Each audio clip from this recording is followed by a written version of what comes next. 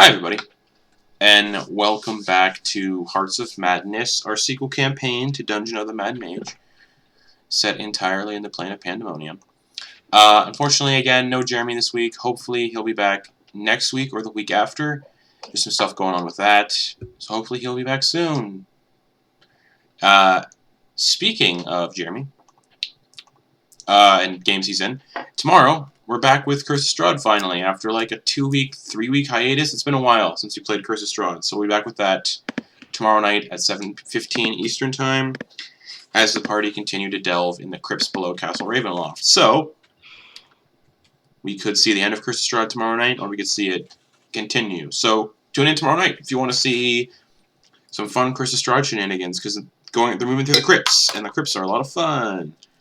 And the party killed one of their old friends, so that's fun too. It's gonna be a lot of fun, and I can't take all the credit for that because there was discussions about a fun plan regarding that. Anyways, if you guys like podcasts and D&D and want to learn tips on how to DM, be a better DM, or just listen to the sweet velvety dulcet tones of Sam, you can check out our Spotify and Apple Podcasts and listen to Demystifying DMing. It's a series that Sam puts episodes up of on the podcast network with help from Garrett about, DM tips, and it's a lot of fun. This week's episode, I believe, is downtime activities, which, is definitely a good thing to look into and listen to, because downtime activities are really important, and a lot of the time it's hard to figure out how to handle downtime. Are they going to do a shopping episode? Are they going to try to build stuff? What are they going to do? So, are they going to go gambling? Who knows? So check it out. It's a good episode. Sam's really good at doing what he does. And last week's episode is all about memorable NPCs and villains that don't die instantly, which is a good thing for me to listen to, because I have a lot of villains that introduce themselves and then die very quickly. So yeah, check it out. Give it a rating, comments, subscribe, whatever you need to do on podcasts, because it gives us the sort of determination and idea that, hey, people are listening to this, we should continue doing it. And I would also like to, do a lot of stuff for the podcast stuff eventually. Going forward, in 2020,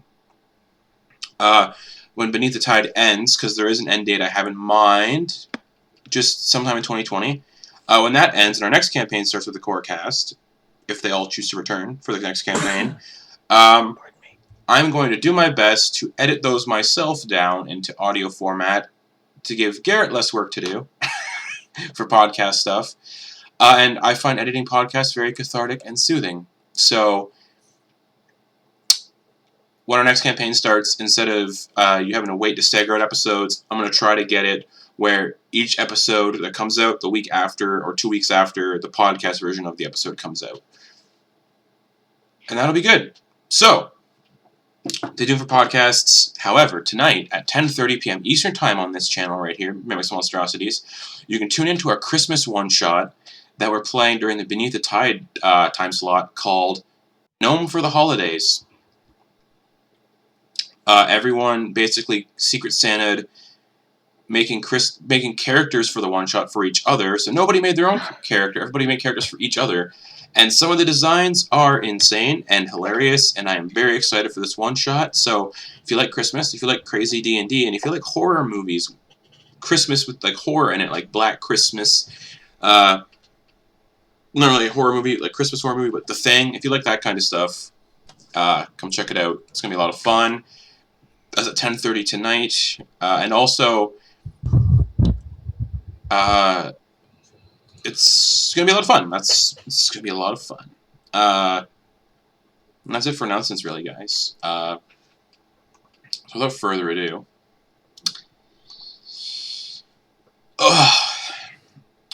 last week you guys kind of explored the settlement of Madhouse a little bit.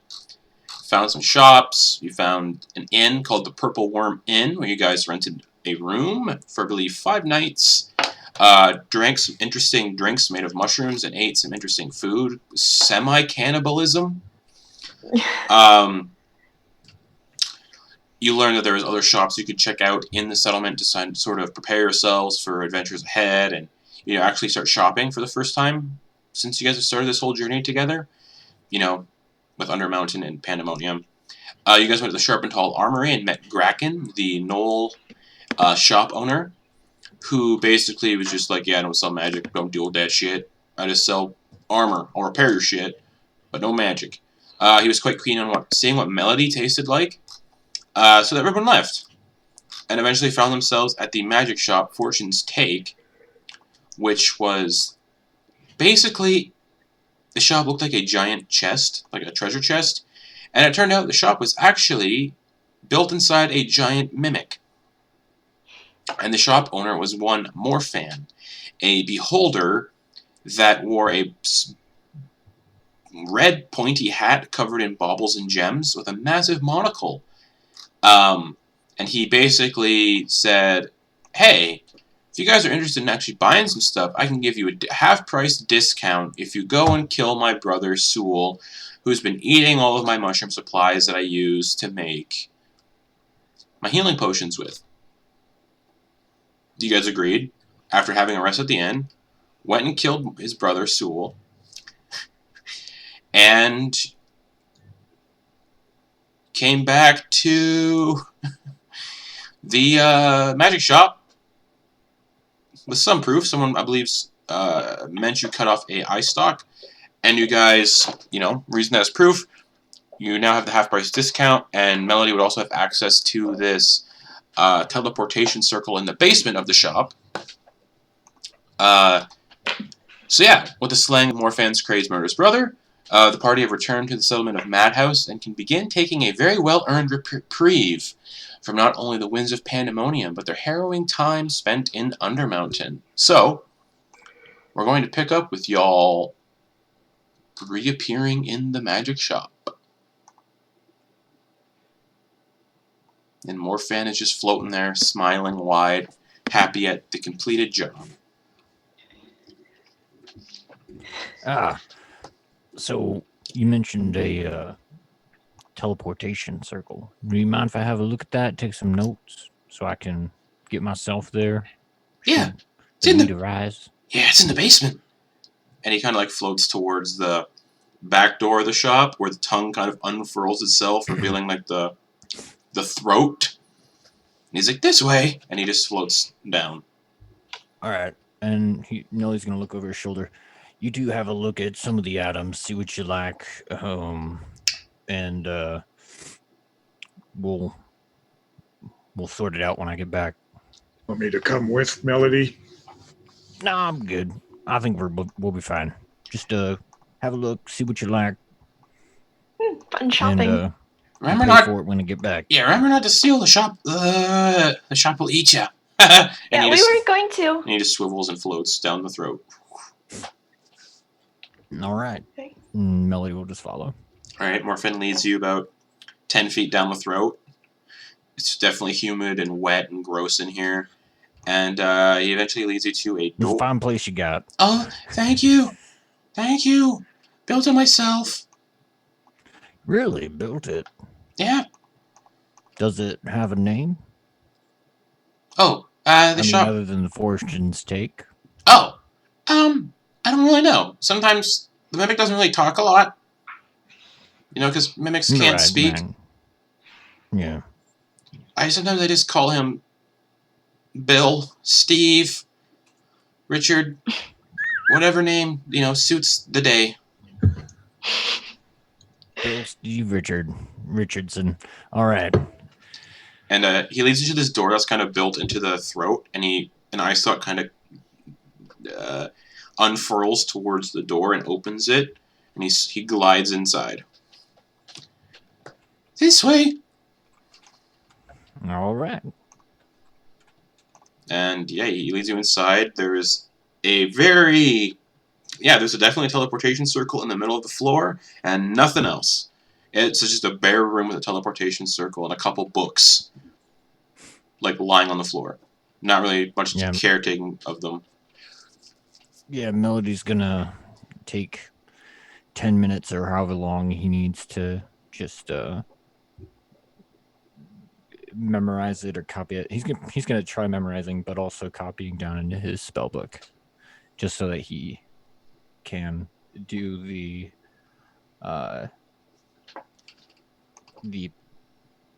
other symbols required, like the paired symbols, in order to create a circle to get to here. Sure. All right. While that's happening, what are Auggan and Rylie and, well, Menchu's just kind of like looking around at everything. What's Auggan and Rylie doing? Yeah, pretty much. I'm just looking at anything that might look particularly nice. What are we seeing? You see numerous potions. Like as he said, there are potions. They're kind of, the supply is dwindling a little, but you can see it in cases. The bottles go from potions you're generally used to seeing, like potions of healing. Then you see more extravagant bottles, and then up to a bottle that is just made of pure gold. And the potion seems carbonated a little bit, almost effervescent. You see an item that looks similar to a bag of holding, but the face on the bag is kind of frowning. Okay. You see a pair of boots that kind of look like they are light and nimble. You see just a wind chime, like not a wind chime, but like a little chime-like whistle with a rope, a little bit of string tied around it, in a glass case. You see a deck of cards in a case, and you see a pair of goggles that look like, kind of like Night Owl from The Watchmen, his goggles. Anything labeled? Like, are the potions labeled? We can see what they are. So it goes from potion of healing, potion of greater healing, potion of superior healing, and the gold bottle, it's effervescent, potion of supreme healing. And it does have the prices on them. Potion of healing, 40 gold. Potion of greater healing, 200 gold. Potion of superior healing, 17,000 gold. And then the potion of supreme healing, 20,000 gold. The bag says Bag of Devouring, and that says 40,000 gold. The boots of Elvenkind, 400 gold. The Chime of Opening, 12,000 gold. And then under the card deck, it says the Deck of Many Things, 225,000 gold. And then Goggles of Night, 500 gold. And then you do get the idea there's probably other items in the back of the shop and elsewhere that people can inquire about. But these are the items currently on display.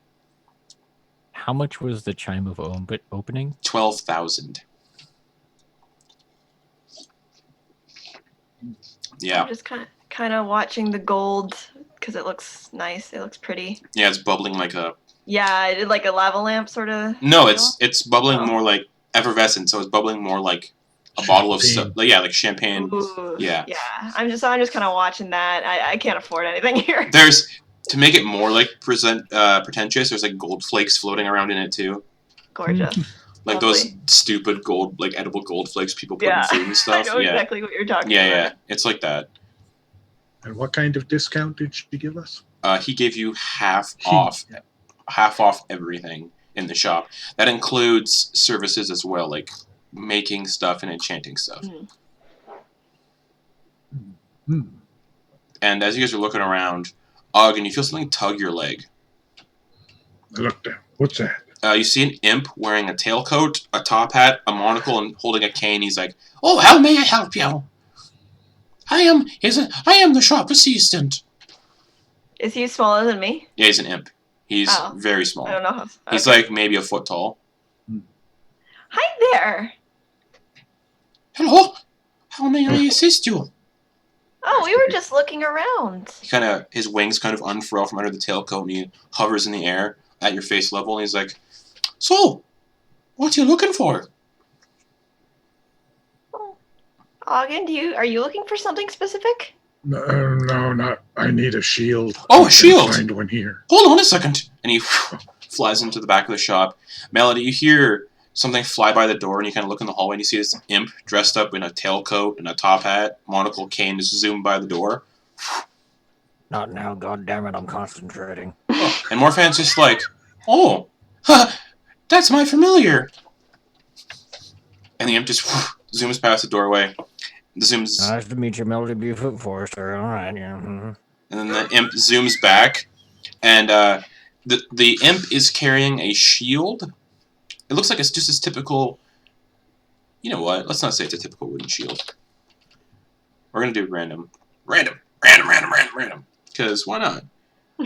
Of course, a magic shop's gonna have one of these. Some sort of cursed shield. That'd be fun. That's what I need. More curses. Yeah, more cursed items. That'd be Or fun. something else I have to attune to and can't. Oh. All right, yeah. So he flies back and he's struggling with this shield.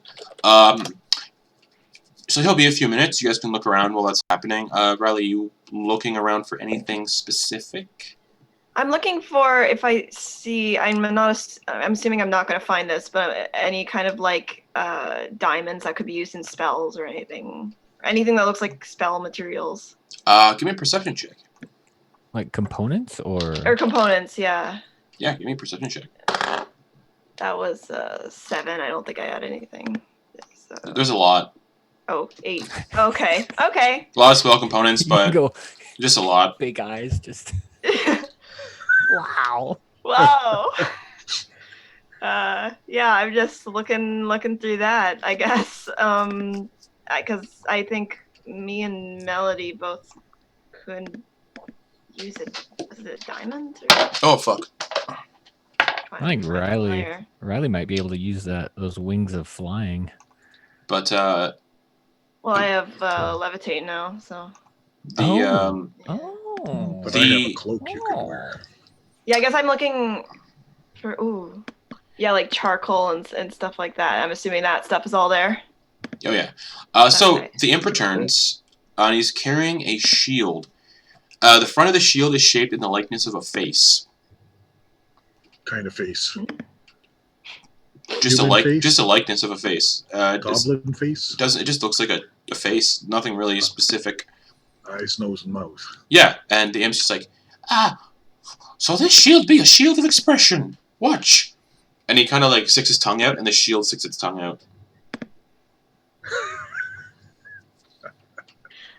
That's really cool. That's funny. That would be. I think you should get that. It's not really it's only magical, in this way. You just make a face, and the shield will do it. Bonus action kind of thing, and he kind of like crosses his eyes, and the shield crosses its eyes. It functions as a shield. It'll raise your armor by 2, if we're looking at the numbers. Okay, that's what I'm looking at. Bonus. Actually, how much is bonus that on worth? intimidation checks. Well, No. I'm wondering because I have something called intimidating presence. You can frighten a creature you can see within 30 feet. What if I make a face on it? Does that give me advantage? I don't think so. It just Oh, looks that's- cool. Yeah. I can go in the bag and find a different shield.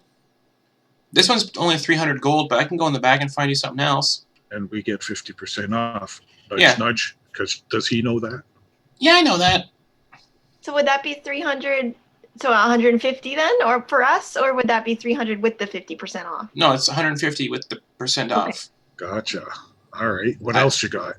Hold on. And he zooms into the bag. She just drops that shield on the counter and zooms past the doorway again. But he's really excited. Auggan So- picks it up and he, all right. and he plays with it a little bit. As While he's he's flying waiting. back, he's too excited and he kind of hits the door frame where Melody is. He's like, oh, jeez. And then he corrects in there and flies back down the corridor. At this point, I'd say, Melody, you probably have everything set. All right. And Morfan's just staring at you and blinking. All right. How'd it go? Nice. Nice. Much Nice appreciated. just staring at you. How'd it go? Yeah. Just looks like it went well. What do you think? I don't know. Good? Looks good to me. Penmanship. Yeah. Yeah. All right. Well, I don't quite know how to do this spell yet, but when I do, I think if I'm thinking how I would do the spell, I think I might need some materials for that, some components, some expensive components. You wouldn't mind if I look up or You have ink and high quality paper for spell books? Oh, sure. All right. Well, I'm gonna do some math, see what you got, and see if we can't get a purchase going. All right. I think Clump's going to handle your All friends right. quite well, so. All right, excellent. And for a moment, Justin, I am going to be calculating how much Okay. gold's worth of stuff I need. All right. Okay. So the imp flies back. Clump flies back to you, Auggan. He's carrying a different shield this time. Oh, I gotta look at the price for this one. Okay. Comes flying back with this one. This one is emblazoned with the symbol of an eye in the center of it. Hi, I came back with another one. What's this one do? It's called a Sentinel Shield. Oh, Well, rolling it, you have advantage on initiative rolls and perception checks. Hmm. But I think you already have advantage on initiative because you're a barbarian. I do. I can go look for another one. My perception is -2. Do you want it? No? Yeah, I probably wouldn't. Okay. No. Okay, I'll be right back. Better ones. I got one more in the back. It's a shield of missile attraction. You know, it's cursed, though. Oh. All right, maybe I might just take the one with the face on it. Well, I like the one with the face on Do it. you want me to explain the cursed one at least? Yeah, okay. It's fun. Fun's important. You won't get hurt as much from ranged attacks like arrows and guns. But whenever a ranged weapon is made against a target within 10 feet of you, it targets you instead. So say he kind of leans in a little bit. Your chubby human friend gets shot at by an arrow, and you're within 10 feet. The arrow would just get directed towards you instead. Actually, might be slightly useful. That might be. Because, no offense, but you're kind of the best one to get hit by things like that, probably. Does it need attunement? Yep. The shield with the face on it doesn't, though. Yeah, I know. Do you want to go? Do you want to go with that one? Just a sec. And he picks it up and he faces it towards Rylie, and he goes, Ah! And the shield does the same thing. Was that scary? Yeah, it was super, super scary. Okay, I think I will take this one. Okay, that's 150 gold. Okay, here you go. Pass it over. And That's a lot of money. And he just hovers in the spot and looks at Rylie. What about you? What do you want? Well, I don't really have that much money. But since I'm here, and I would kind of like to have a backup for my familiar. So can I get the materials I would need for the familiar spell? I'm not a wizard. You hear Melody. You hear Melody in the background be like, "Yeah, don't worry about it. I got you. I need that stuff too." Okay, I have a little bit of money. I can buy it here if you want. Because it'd be what, $5 with a discount? What's dollars? Oh, gold. 5 gold, right? I don't know. Oh, well, don't you know the costs of these things? I don't know what you're inquiring about. Well, I would need. Let me look up. I have it written down somewhere. Justin, what was that shield called?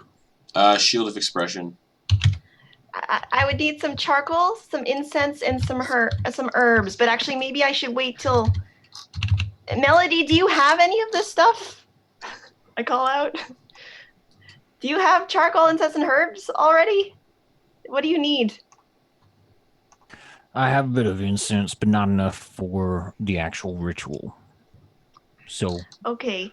I was thinking about getting, I'll say, for the both of us, probably enough for 3 or 4 castings. I have enough for 2. All right. And then I'm Well, I'm then out. I'll get myself 2 or 3 castings worth. Okay. All right. So I need some charcoal, some incense, and some. Oh shoot! Where did it go? Herbs. Herbs. That's what it is. So how much would that be? I think isn't your friend covering it though? I thought I was buying my own, and then I Oh. don't know. Yeah, if she can buy her own, she can. Well, how much charcoal any do of you the want? Bigger stuff. I need enough to be able to do 2 castings of Find Familiar. It says 10 GP in the book. So Yeah. you need. Actually, here's something we can do. Sorry, Justin. Let's get the total and then just for all of our purchases and then just cut it in half just to make things easier for Justin. Oh, okay. I think that way you're not doing the math multiple times. So you need 10 gold pieces of charcoal. Yes. I need the equivalent of 10 GP worth of those materials, I believe, because it says 10. Yes. Speaking out of Yes. character. Yes. So, and you want to do this twice? Yes. Yes, I want enough for 2 castings. Okay, so that'd be 20 gold for the charcoal.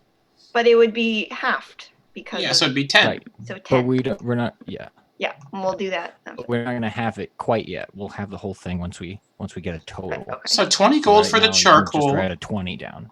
Okay. Yeah.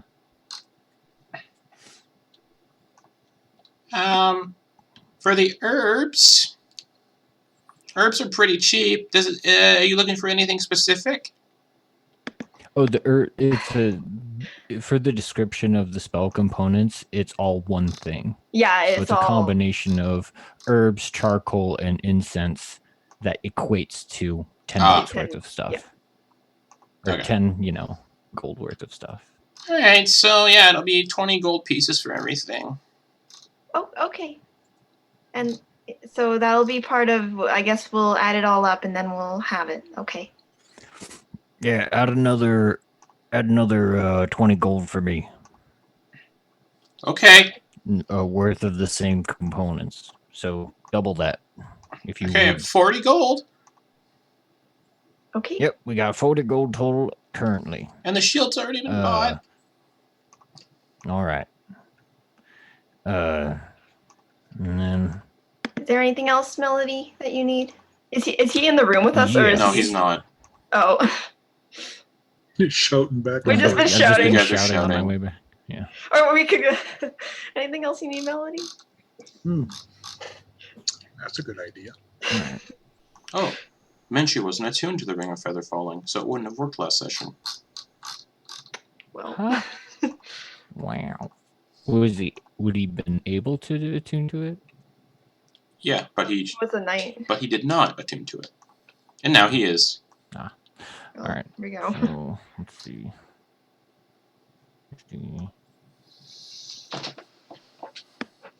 I sell spell books, spell scrolls.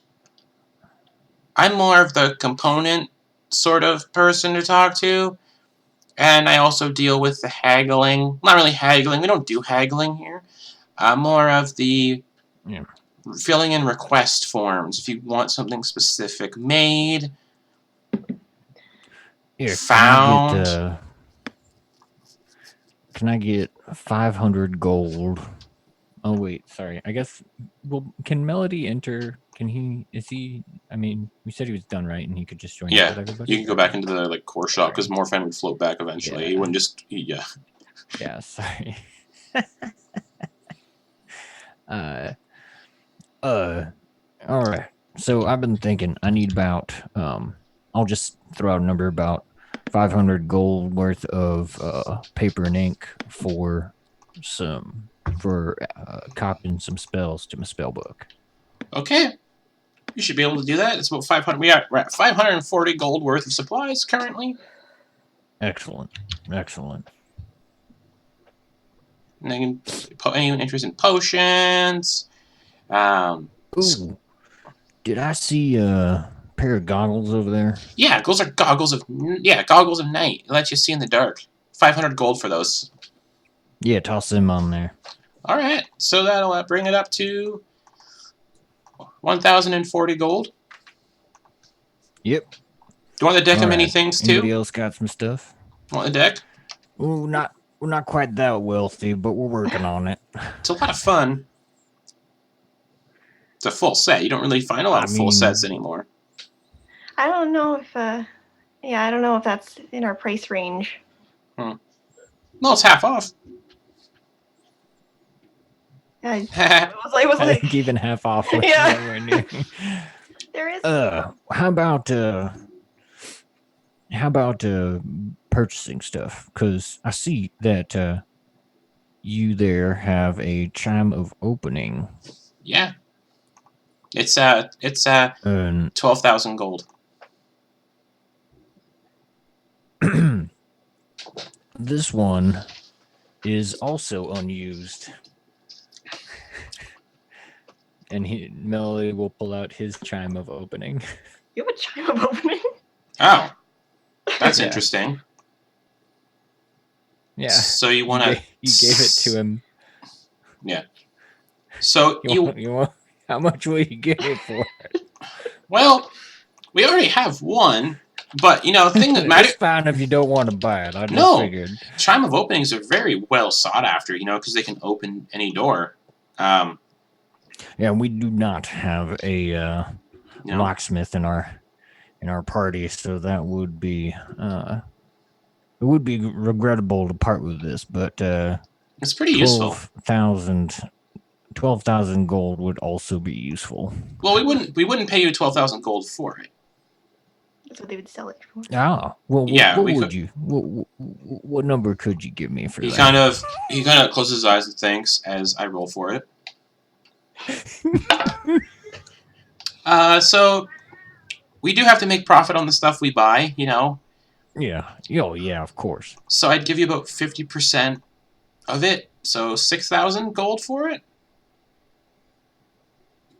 That's still pretty good, but Well, yeah. I'll leave it as a team decision. So we'll just shelve that for now. All right. Right now we're at, you said 1,040? Yep.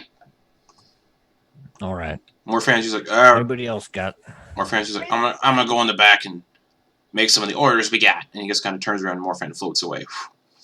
There is something that I might need, but I don't know if it's worth it for the amount of money. But if I get a better focus, a nice one, then I could do a scrying spell. What do you mean? I need a better focus. It would be about 1,000 GP worth focus. So something like a crystal ball or something, and then I would be able to see someone somewhere. Okay. And I'm thinking because we have the discount, it would only be 500. Who would you scry on? I don't know. How useful would that be? I'm not sure. That's why I'm a little bit hesitant to do it. Let me double check something because I don't want to say something that might be a little useless based on where you guys are. Rylie, I have a cloak of flying. Would you like that? It's called Wings of Flying, actually. I don't know if I need it because Well, if you don't want it, I'll try and sell it. If you do want it. let me check my I'll check my spell. I should So- say that in character. So Clump, the imp, says, so thing about the scrying spell is you can only scry on creatures in the same plane of existence as you. So you'd only be able to scry on creatures on Pandemonium. Okay. Currently. Yeah, it's not urgent or anything, but it might be useful. I just thought I'd bring it up. I can't afford it personally, so we would have to go from group funds. Well, I think. We do have the teleportation sigil now. So if it indeed becomes something that we need, we can always come back real quick and grab it. That's true. Okay, I'm fine with that. Do you do layaway? You might. Well, I assume I could. It doesn't have to be a specific item. It can be any item as long as it's sort of nice, upper tier. Not really. We don't really do layaways or holding That's items for okay. people. That's completely fine. What does your flying cloak do? It just is it. I think I'm probably good. Oh, something else I would like to Oh, it add to wouldn't that. cost you any spell slots or anything like that. No, but mine's at will. Oh, Could you add 50 gold worth of rare chalk and ink infused with precious gems? We'll see what we can do. So that'll bump it up to 1,090. Yep, that's right. Those are the components I would need in case I happen to come across a teleportation spell. Yeah. Correct me if I'm So, wrong. Did yeah. Morfan give you any other locations to use his teleportation circle with, or do you just have that one? That's the only one. Oh, okay.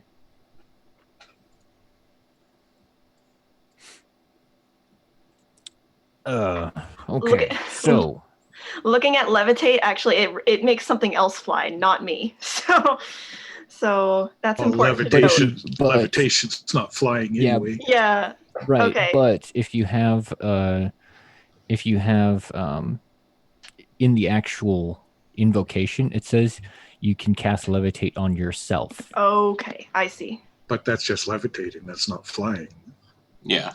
Yes. Puts you 20 feet in the air or something. The like 20 that. feet in the air. Yeah, you can't really move around. You're just Yeah, not unless you can You can push off of something. Or... Swim. Yeah. Or you have Okay, this like, one says while wearing this cloak, you can use an action to speak its command word. good. This turns a cloak into a pair of bat wings or bird That wings is pretty cool. on your back for an hour or until you repeat the command word as so. an action. Wings give you a flying speed of 60 feet. When they disappear, you can't use them again for That is- I'll be 12 hours. I'll be a helpful proprietor. Well, I'm not really the proprietor. I just help out. You probably don't want to fly around in pandemonium. because of the wind. The wind. Yeah, and I don't want to be, Yeah. I don't want to. Yeah. We can always put Rylie on a On flying on a thing. leash. Just make On you a a kite leash. with your levitate. That's Yeah. true. And I don't want to be that kind of guy. Just a I feel like Rylie can just be there our are better parade people balloon. who could use that than me. But I don't know how much would something like that be to sell? Well, it depends on how much it's been used. Again, we need to make a profit on the item as well. What's the item in particular you're looking to sell? Wings of flying. Unless someone else wants it. Wings of Flying. So it's a rare item, meaning it's got a base price of about that. So base price going off of that.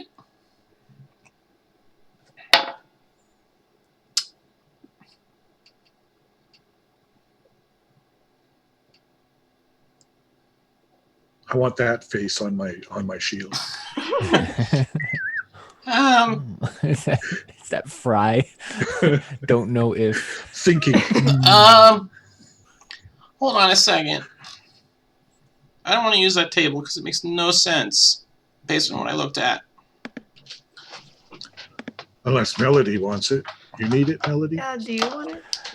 Well, it does imbue a pretty swift fly speed wind, and I do tend to retreat.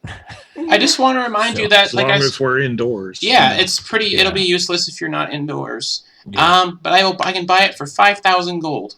It's generally worth 10,000, so That is a lot of money. I gotta make money. So Yeah. Your choice, Melody. You keep it or we sell it. Well, as of right now, I am not. I only am attuned to this wand of wonder. Neat, right? Melody Yeah, it's just cute, shows man. it off. Cool. we also do trades. If you don't want to, spend money, but yeah. Well, you know what? I'll try it out. I'll try out Auggan. I'll try out that the wings of flying there. Neat. Okay, good. Good, Like a nice good little luck. coat.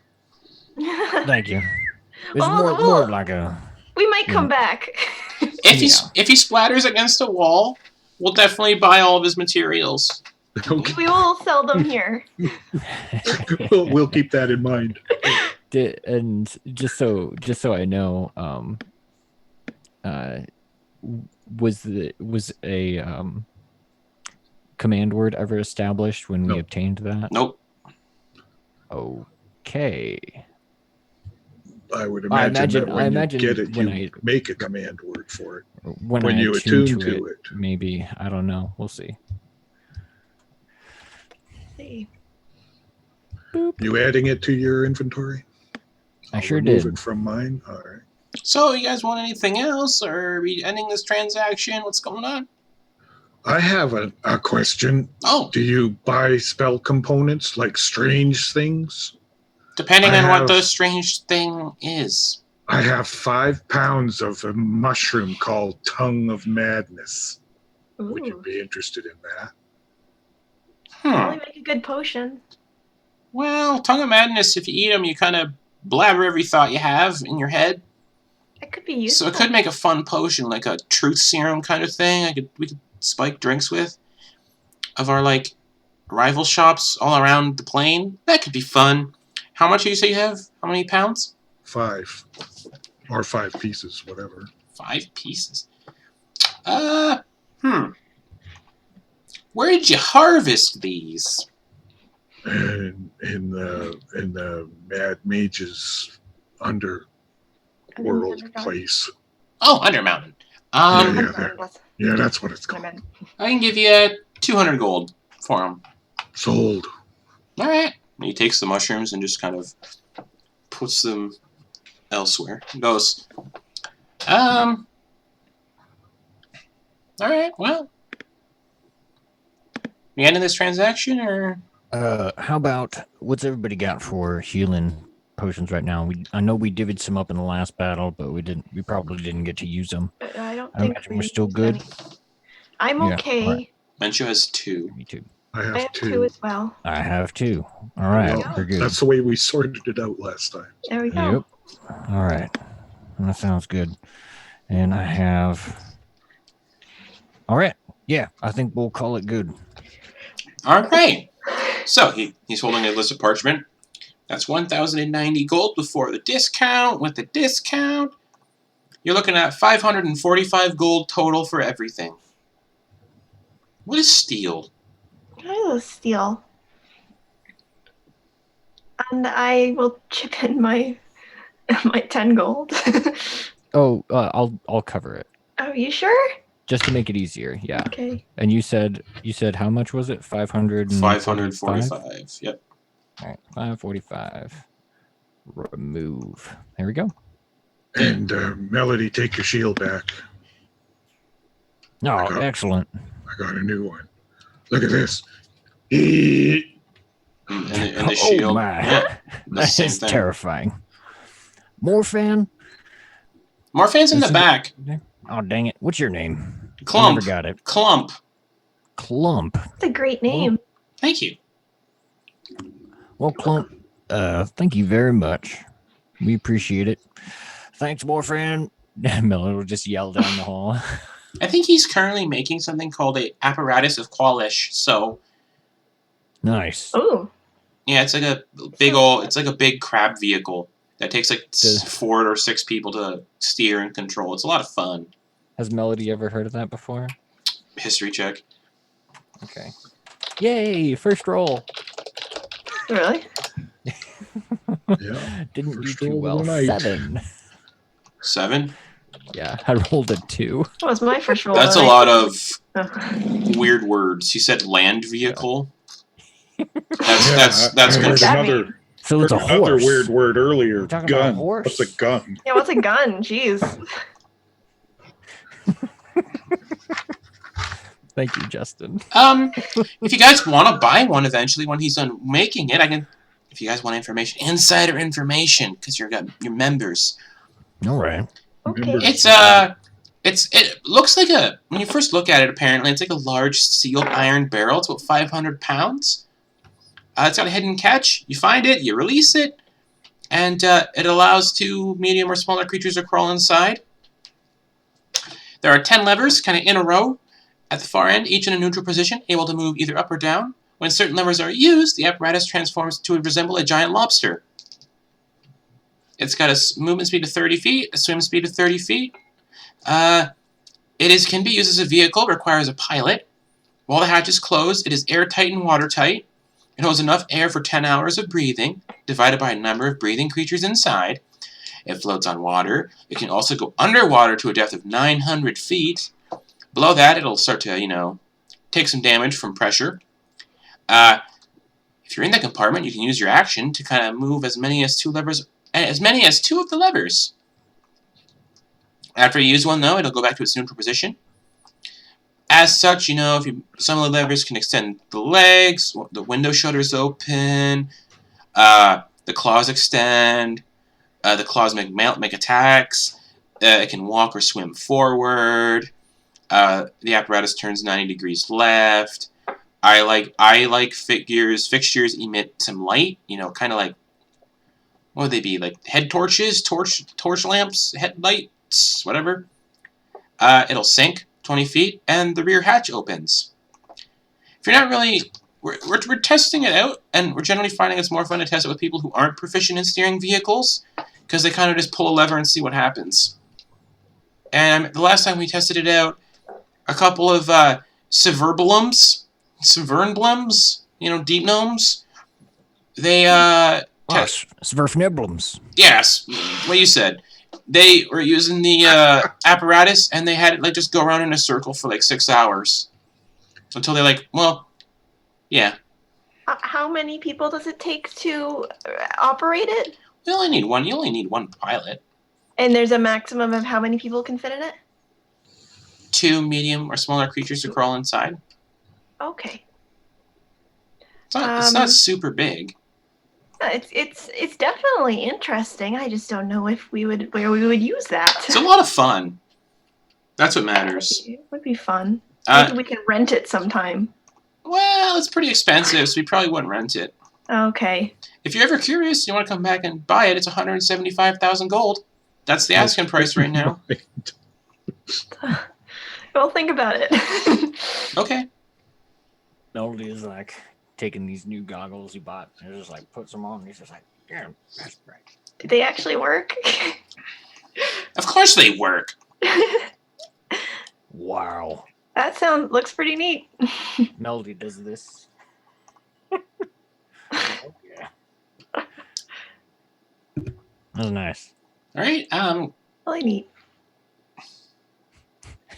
Melody just goes, and then they're just kind of resting on his head. Anything else, or Steampunk. is that it is that it? I think that's everything, unless someone else has something they want to ask about. I think I'm good. I think. Well, when you see him, just thank him for the mission. Let us know how it goes, and if he has anything else you'd like us to do. Mm-hmm. Okay. All right. We will see you later. And as you guys are leaving, Clump just sits on the counter, grabs one of those mushrooms, looks around to make sure you guys are leaving, and he just starts nibbling on it. I kind of want to see what happens to him. Just starts screaming screaming out random words. Oh, okay. And you guys leave the shop with a bunch of... We'll be back. Okay! With more equipment. All right. How are all you feeling? Much better. I'm feeling Got a surprisingly shield. Good shield. considering what happened. Yeah, I mean, I've still got some bruises from that battle. Do you I want imagine you guys aren't feeling too hot either. I'm actually only down 30 hit points. I'm actually not down any hit points or any spells. I don't. Oh. I got petrified right away, so Yeah, I didn't lose anything. Yeah, just a little bit sluggish, maybe from being petrified. But other than that, I'm fine. But if you want to go and rest, we can do that. No, I'm fine. Let's see if we can't find any folk that might need some help, right? I mean, we're here. We've got. I mean, our. Let's actually get back to the tavern. Have a little discussion about where we should go from here. What time of day is it around? You can't tell. It's pandemonium. How long since we got up in the morning? Well, It's not I mean, morning, we though. did. I believe we did have a long rest Yeah. right before Right we went before. to kill the beholder. It's probably It been was- so killing the beholder. Then the amount of time spent in the magic shop, probably like 3 hours. It's probably lunchtime or something. Yeah. right? Yeah, not a lot of time's passed. Yeah. Yeah. Like afternoon. Yeah, let's grab some lunch. Let's Yeah. grab some lunch. See what they've got. Probably more mushrooms and more I of that. need mushrooms too. Nom, nom. Yeah. Oh. You're getting addicted to mushrooms. Maybe. There's not much else here to eat. No. So you guys are heading back to the purple worm. Okay. Yeah, we're going back there to kind of celebrate, I imagine, on surviving and Celebrate not dying. playing around with our new stuff. All right. Yeah. Yeah. So you guys take Hey, I about. came out of there a lot more money than I went in with. So yeah, you guys take your time and you head back to the Purple Worm Inn. Donegan, the proprietor, is behind the counter, stirring. He's quite small, so he's actually standing on the counter, stirring a huge cauldron of a bubbling liquid. It smells different than the mushroom stew, and he's just stirring it. And he sees you guys entering. He goes, "Oh, there you are again." Oh, he goes back to stirring. What's that? Smells good. Oh, it's just shoes. Shoes. You're cooking your shoes? No, I'm cooking everyone's shoes. Oh. Huh? And you look around, and most of the patrons don't have any shoes on. He's just stirring a pot. He's like, he's just washing their shoes. Oh, well, Oh. still smells good. Yeah, I have some herbal kind of scents in here. There's like pine needles that I got from some druid upstairs, stole them while they were sleeping. Oh. Some lemons that I found for some reason. I haven't seen lemons in a while. I was gonna say, where do they grow down here? They don't. That's the funny part. Yeah, someone must have brought them. I guess. What can I do Alright. for you? Hungry.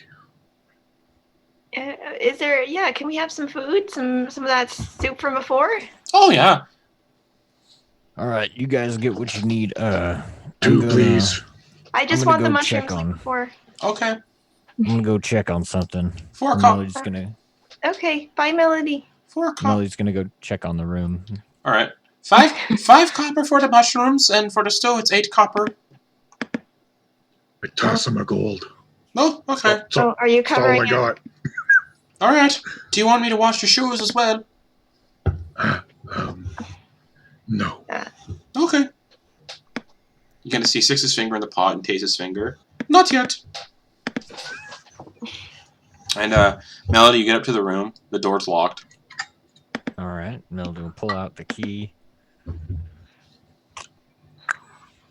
Everything looks Go fine. in. Just tidied up.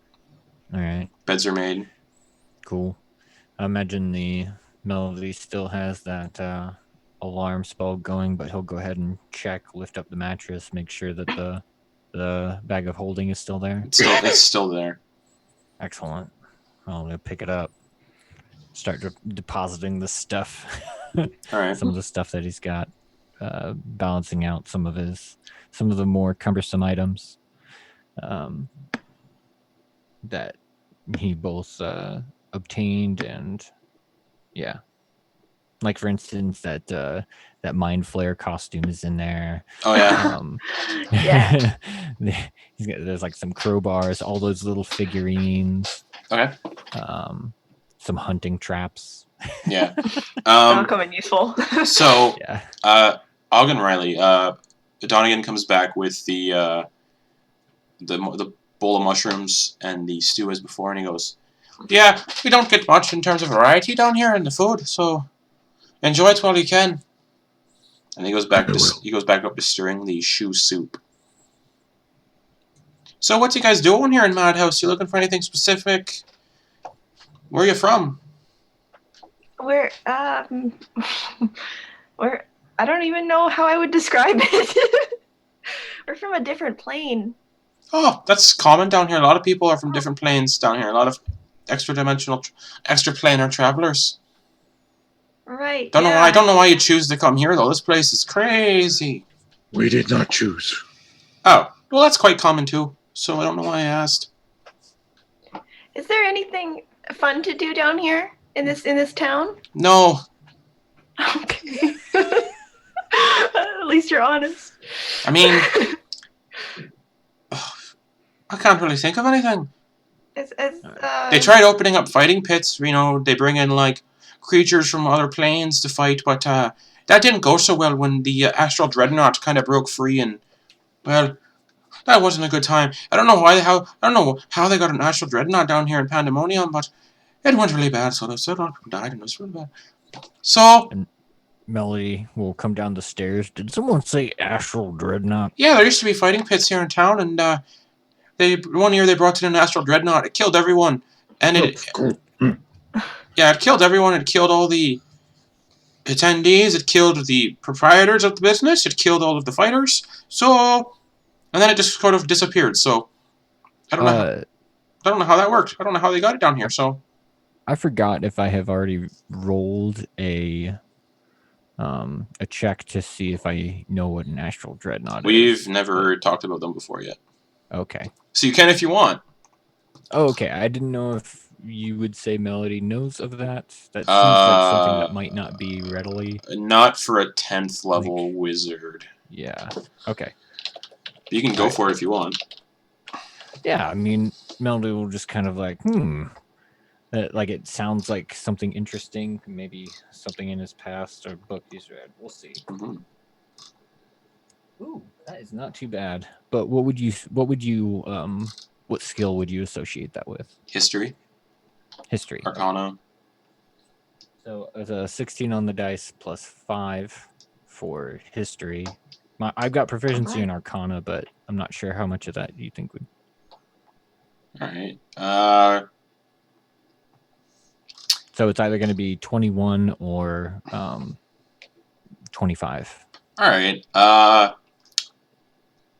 You just know they're big creatures, terrifying monstrosities that haunt the void of the astral plane. And they can easily kill people by eating their soul, essentially. Why the hell in the nine hells would you be summoning anything from the astral plane? I don't know. They did it, though. A lot of people died. Dang. Some wizard got rid of it. He sent it back. I think his name was Bumbles. What was his name? I don't remember. I don't really like wizards, so I don't generally kind of care what their names are. His name wasn't Bumbles. I just don't give a shit what his name was. I don't remember. I don't remember a lot of things. I'm cooking shoes in a pot. He is doing Do you know that. what he do you remember what he looked like, this wizard? He had 2 heads. 2 heads. Okay. Did he actually have 2 heads, or? No, I just said that for fun. No, he had 2 heads. Oh, okay. All right. Thank you. Well, did I hear you say something about not having enough food? Oh yeah, that's why we're eating all these varts and the mushrooms. We don't really, there's not really a place to kind of get food in Pandemonium. There is, though. Now, I've heard rumors, and he's still stirring the pot. I've heard rumors of another area in Pandemonium. It's one of the deeper layers, though, unfortunately. It's all snow and ice. Wait, underground? Yeah, Did you deeper. say deeper layer. Yeah. So is Pandemonium is in layers? I didn't realize that. Yeah, it's like a lot of the outer planes, like the Abyss and the Nine Hells. Right. There's more than just one layer. Do you know how many layers there are? I don't know, like 4 or 5. I don't really remember. Oh, okay. I haven't really left Madhouse. So you said an Arctic layer. Yeah, you probably don't want to go down there, no. At least right now. Why is that? It's dangerous. Well, I mean, this whole place is dangerous. Well, I heard rumors that there's a great worm down there. Like just like another one of these, and he just Oh no looks no! around This at is a purple worm. A great Right. worm is a dragon that's older than an ancient dragon. Huh? Much bigger, much deadlier. worm. Yeah, great worm. Y R Worm with a W. Y. How do you spell it? WYRM. Worm. A great worm. Worm. Weird. A worm. So yeah. I love it. Sounds adorable. But I get the sense you are people looking for work. And at least you don't seem like the kind that wants to be down here much longer. Right. We are. We would like to get home in the maddening winds. We want to get ahead of that. We don't really want to be down here long enough to where we Become like me? can't properly. Oh, I wouldn't say that. You are. You're very hospitable. I'm cooking You're shoes in a very pot. cognizant. That's hospitable. You're cleaning them for people. It's nice. He lifts one of them up and it's kind of like deteriorated and kind of gooey. I think I cooked this one too long. Maybe a little bit. Well, I can just use this for the broth for the mushroom soup next week. But we did. Oh wait, we might. I think we got off track. We're talking about food. This is food, technically, now. It is old leather, that is for sure. You can eat leather. Yeah. Yep. Oh, yes, food. Your best bet, if you're looking for work or something to do, or figure out just where the fuck you are.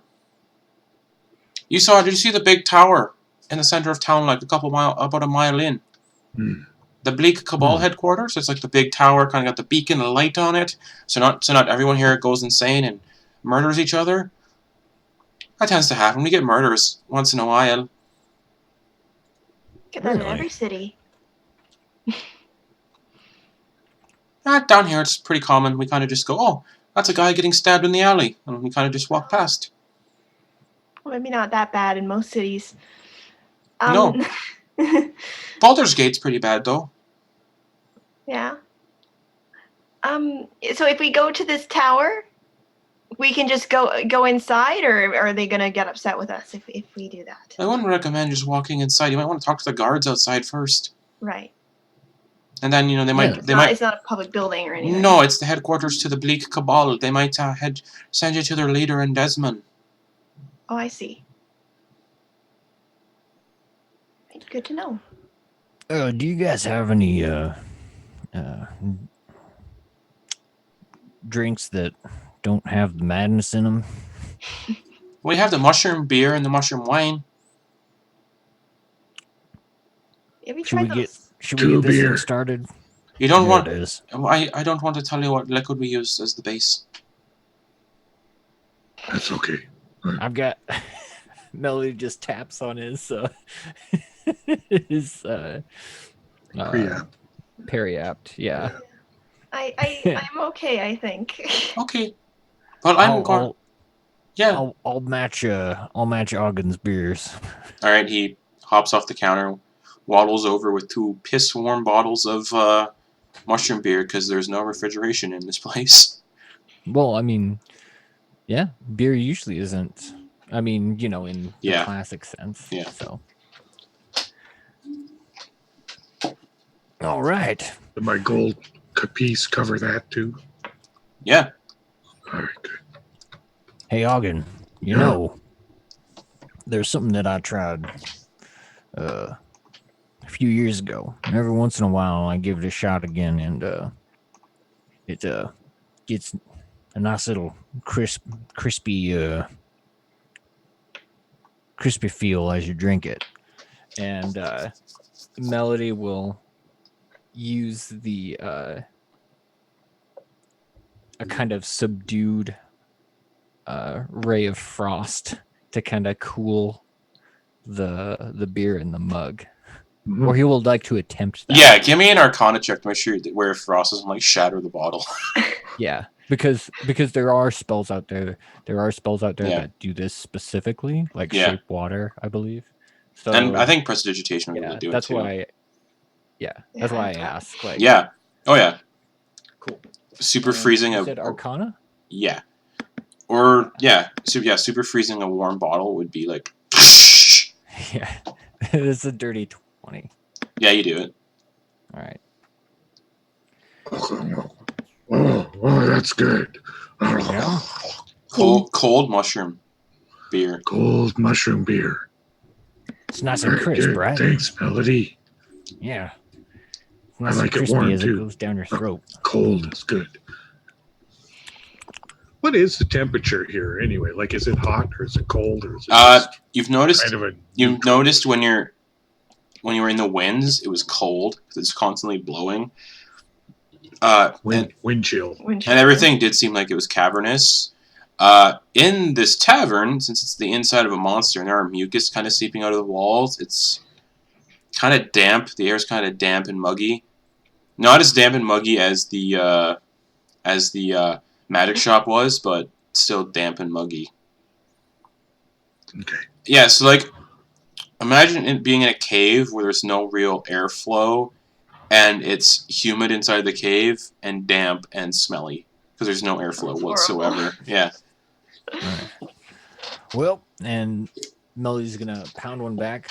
I'm gonna see if I can't get my friend back, and maybe we can start this walk over to the Bleak Cabal. Yeah, we Okay. could do that. Melody's gonna step away and see if he can find a brazier to summon his familiar back. There's probably like one brazier in the place that's rusted and kind of dented and bent and kind of hanging at a weird angle. Like it's not cared for or maintained. Mind if I use this? Sure, I don't even know what it's for.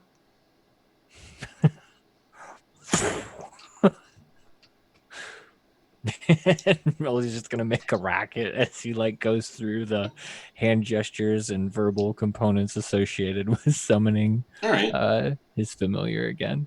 Willie, out of the ashes in the brazier and kind of runs around your neck a little bit and then rests kind of inside your robes. There you are, Brody. It's nice seeing you again. Hey, Willie. Hey, poke, poke. Scratch, scratch, scratch. I'm glad you got your little friend back. Yeah, it was me a shame too. that what happened to him. Yeah, though it was quick, so I imagine it wasn't too bad on his account. Yeah. He's had a much better time than Icarus in Beneath the Tide. Yeah. All right. So, what are we thinking here? You guys think that's good? You join up with this guild or band, see what's going on with them, and go from there? I can't think of what else we would do because probably best to stay within the city for now. Yeah. Check it out. All right, let's do it. Don't get murdered on the streets. Thank you. We'll try not to. Thanks, Donegan. If you want some advice, don't go down any dark alleys. Mm-hmm. That's where they like to lurk and steal your brains. And don't go into the sewers. That's where they also like to lurk and take your brains. Take our brains? Oh, mind flayers. A whole colony of them live in the sewers. Okay. Don't ask questions if you don't want it. Let's stay out of there. You don't want the answers. Yeah. I assume we would have never heard of those. Melody has a costume of one. Oh right, yeah. But would we know that? I can't remember if we did. I think we had a conversation, and I believe there was a roll about it. Yeah, So Melody knows what they are. Yeah. And Melody told everybody. Yeah. Okay, well, that's not good. And I think Auggan knew what they were too. Yeah. Just everybody knows at this point. Yeah. Okay. They are some evil sons of bitches. If you want to know any more details about them, I know a bit. But There was a guy who came through these parts a while ago. When was it? 200, 300 years ago? He's from a different, like, one of the worlds in the prime material plane.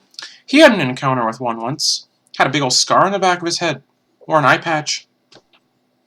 Oh yeah.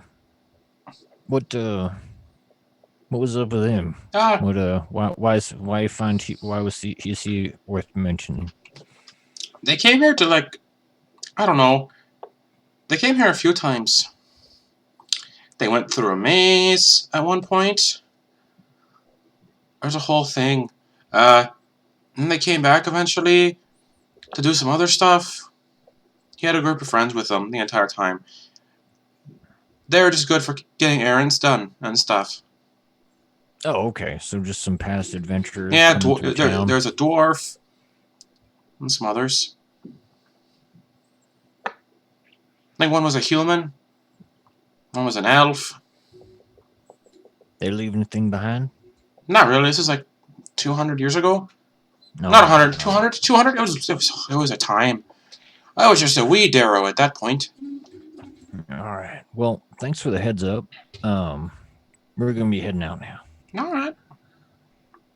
Be back later.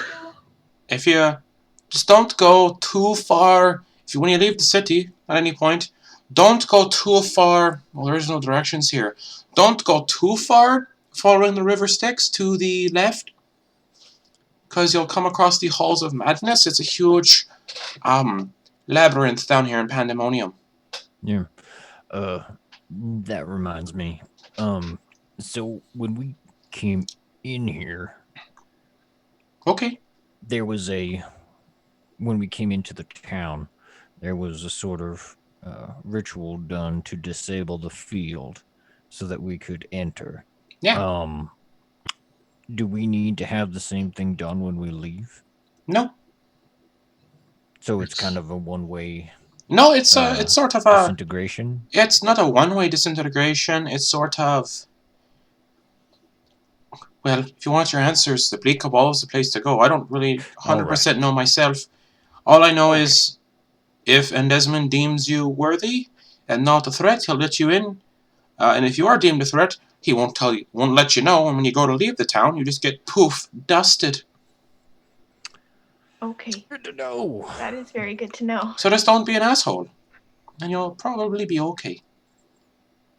We'll try not to. We'll be nice to people. Okay. Okay. Let's go see if we can be helpful.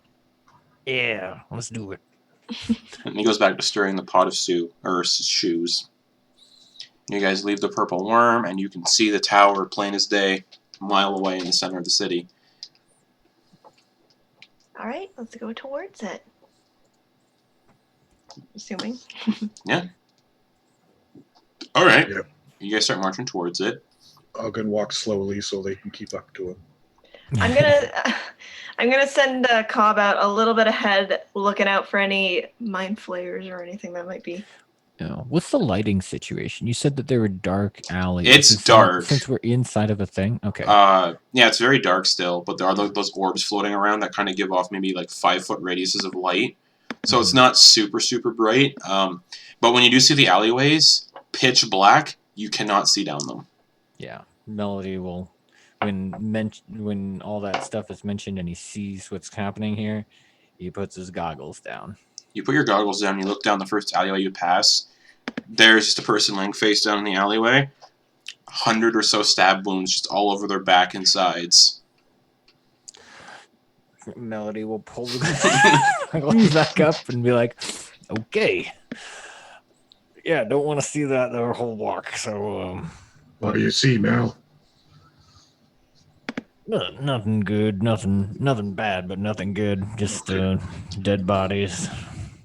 Oh, okay. Cobb does not see anything. Okay. Also, she's invisible. Just want to remind you. Okay. But yeah, we make our way. Okay. You guys move forward. The deeper you go in the city, the weirder it gets. There's a market. You guys kind of get moving down the streets, avoiding alleyways like the plague, and What's up? Sorry, the time that we were at the tavern, would you call that a short rest? Yes. Like enough time to attune to the wings? Yes. Okay. And yeah, you guys are walking, and you come to like this kind of open square. You get the idea it's kind of like a market square for food, nothing really else. But you see familiar things being sold here: varts and mushrooms. However, one stall in particular stands out. There is a sort of ogre standing behind it, and the ogre has the blade of an axe embedded in his forehead. And he's selling human body parts.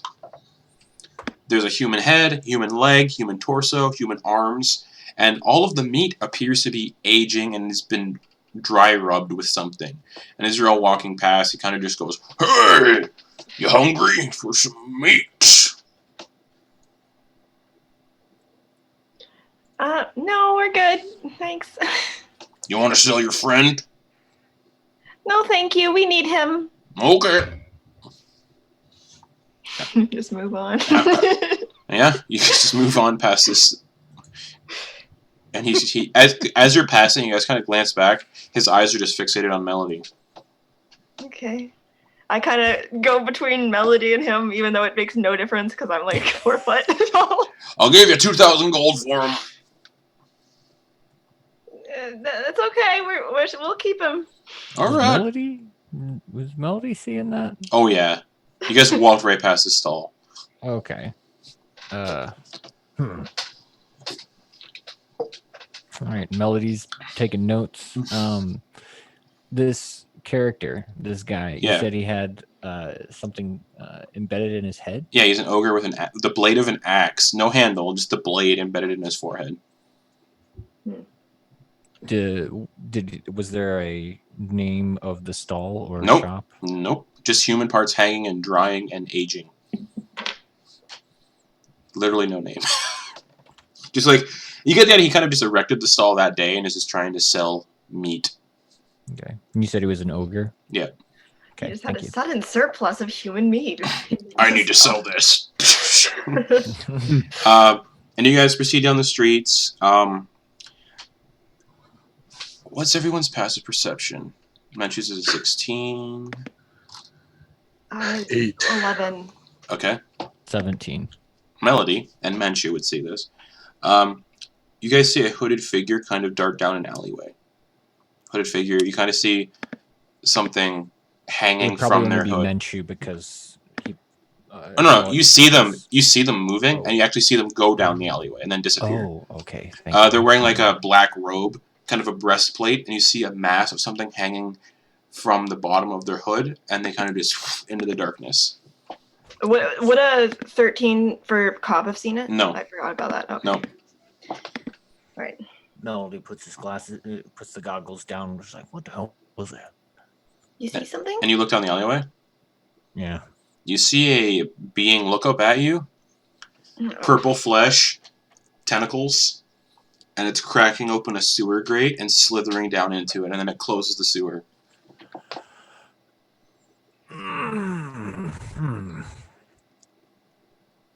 What's up, Mel? Fellas, we might be able to make use of that mind flare costume. How convincing is the mind flare costume? It's not close up. Okay, but far away it might be slightly. Okay. Yeah. What are you suggesting, Melody?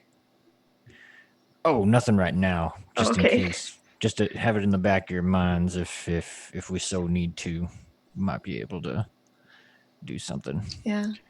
And then you guys proceeding forward, because I assume you guys are walking, talking. You're about a block away from the Bleak Cabal head spire. And as you approach, all along this road leading to it are gibbets. And there are people in the gibbets, screaming and shouting. And one of them... Nice. Who's in the lead, would you guys say? Well, Cobb, technically. Well, behind Cobb? Probably me. Okay. I wouldn't. I mean, Say we were I feel walking like since together. we'd all be having a conversation, it'd Okay. be almost horizontal if the walkway or street allowed. All right. It'd just be like talking to each other. I will side do by this side. randomly then. You guys are walking and talking, and all of a sudden you hear something splat Auggan in the face. And you look up in the gibbet, and there is a nude dwarf, clearly gone insane. He's been like picking at his skin, and he literally shat in his hand and threw it at Auggan. I prestidigitation his face. Get it Okay. off. And the dwarf's just cackling to himself, and then just starts cutting away more of his skin with a knife. Oh Oh, wow! Thanks, Rylie. not in his best mind. And you guys can see the massive spire. It's about 1,000 feet tall. And there's a blinking beacon at the top. And 1,000 feet tall, and it's nowhere near any ceiling or anything of this cavern. And there's about 17 guards just patrolling on the outside. And you can see them. There's a chain gang being taken and being put into gibbets on the back of a cart, and then the cart's being taken away. So it looks like they're keeping the insanity in check. What did the people or whatever in the gibbets look like? They were the gibbets empty or? No, there are people in them. That's where the person threw the poop at you. A dwarf was in the gibbet and threw a poop at you. The gibbets are all full of people just screaming and clearly insane. Like, dangerously insane, like possibly murderous or harmful to people. You get the idea they don't really... Well, you get the idea that maybe this is how they imprison people down here, out in the open, in public, and they imprison people with not much decency. Sorry, a gibbet. What exactly is a gibbet? I'm not. It's sure. like a hanging Cage. kind of cage. Oh, one of those. Very small hanging like- cage. It's a bird gotcha, I cage, gotcha. but for humans. Right, Yeah, okay. and there's no room to move around in it whatsoever. Okay. Yeah. You basically have to basically just sit. You And ever it's, see? Okay. uh, Okay. You ever see the movie Willow? I have not. Oh. they're also featured heavily in Pirates of the Caribbean. There's like a dude who Yeah, I've gets, seen. I gets know his the gets his producer eye of the ripped out movie. by a crow. Yeah. Oh, Yeah. I remember that. Yeah, those are gibbets. And the street is lined with them. Instead of lampposts, like you know how when you're walking down the street, there's like a lamppost every like 30 feet or so. It's a gibbet every 30 feet with someone just screaming in it. Okay. Sorry, this is like a walkway, or is it like a giant like sort of? It's a road leading to the Bleak Cabal Right. spire. Okay. And you get the idea this is their prison, an outdoor. Just throw people in the gibbets and let them stay. Are there any like vehicles or carts with horses or Uh, anything like that? So the cart they're loading the gibbets on, like the people into the gibbets, and then taking the cart away to go hang them up. Mhm. The creature pulling the cart is a massive yellow slug. No shell, just a massive slug. So it's not really fast. It is Or- not or very. is it? It's not very fast at all. I imagine this is Melody's Yellow first time slug. seeing this creature. Yes, Melody's taking notes. go for it. Slimy. Do all of these prisoners look pretty insane like that? They're all screaming. Yeah, they're all pretty much. You get the idea if they're let out of these cages, they would go or cause chaos and probably stab you guys a lot. Okay. Is there a driver for this slug? Yes, there's a person sitting on the back of the carriage, and it just looks like a Bleak Cabal member in armor and everything. And has the carriage started moving? Oh, it's gone at this point. It's kind of rolling Oh, along, okay. and All right. Thank you. Is it leaving a slime trail like a slug? yes, Oh, gross. yeah. You get the idea. There's probably no horses in the city. These are the main form of transportation down here. Are these Yeah. these horse-sized slugs? Yeah. Horses would be food. Yeah. Yeah. It's gonna go over to the slug mucus and see if you Smoke it. can't like Smoke it. sniff Dead. sniff it, get a sample, like get one of his vials out, put a bit in there, Okay. just kind of analyze it for a moment, see what Totally. it smells like. Oh, what it smells like? It smells like mucus, like very mucusy. Okay. Yeah. Yuck. Yeah. A sticky spit.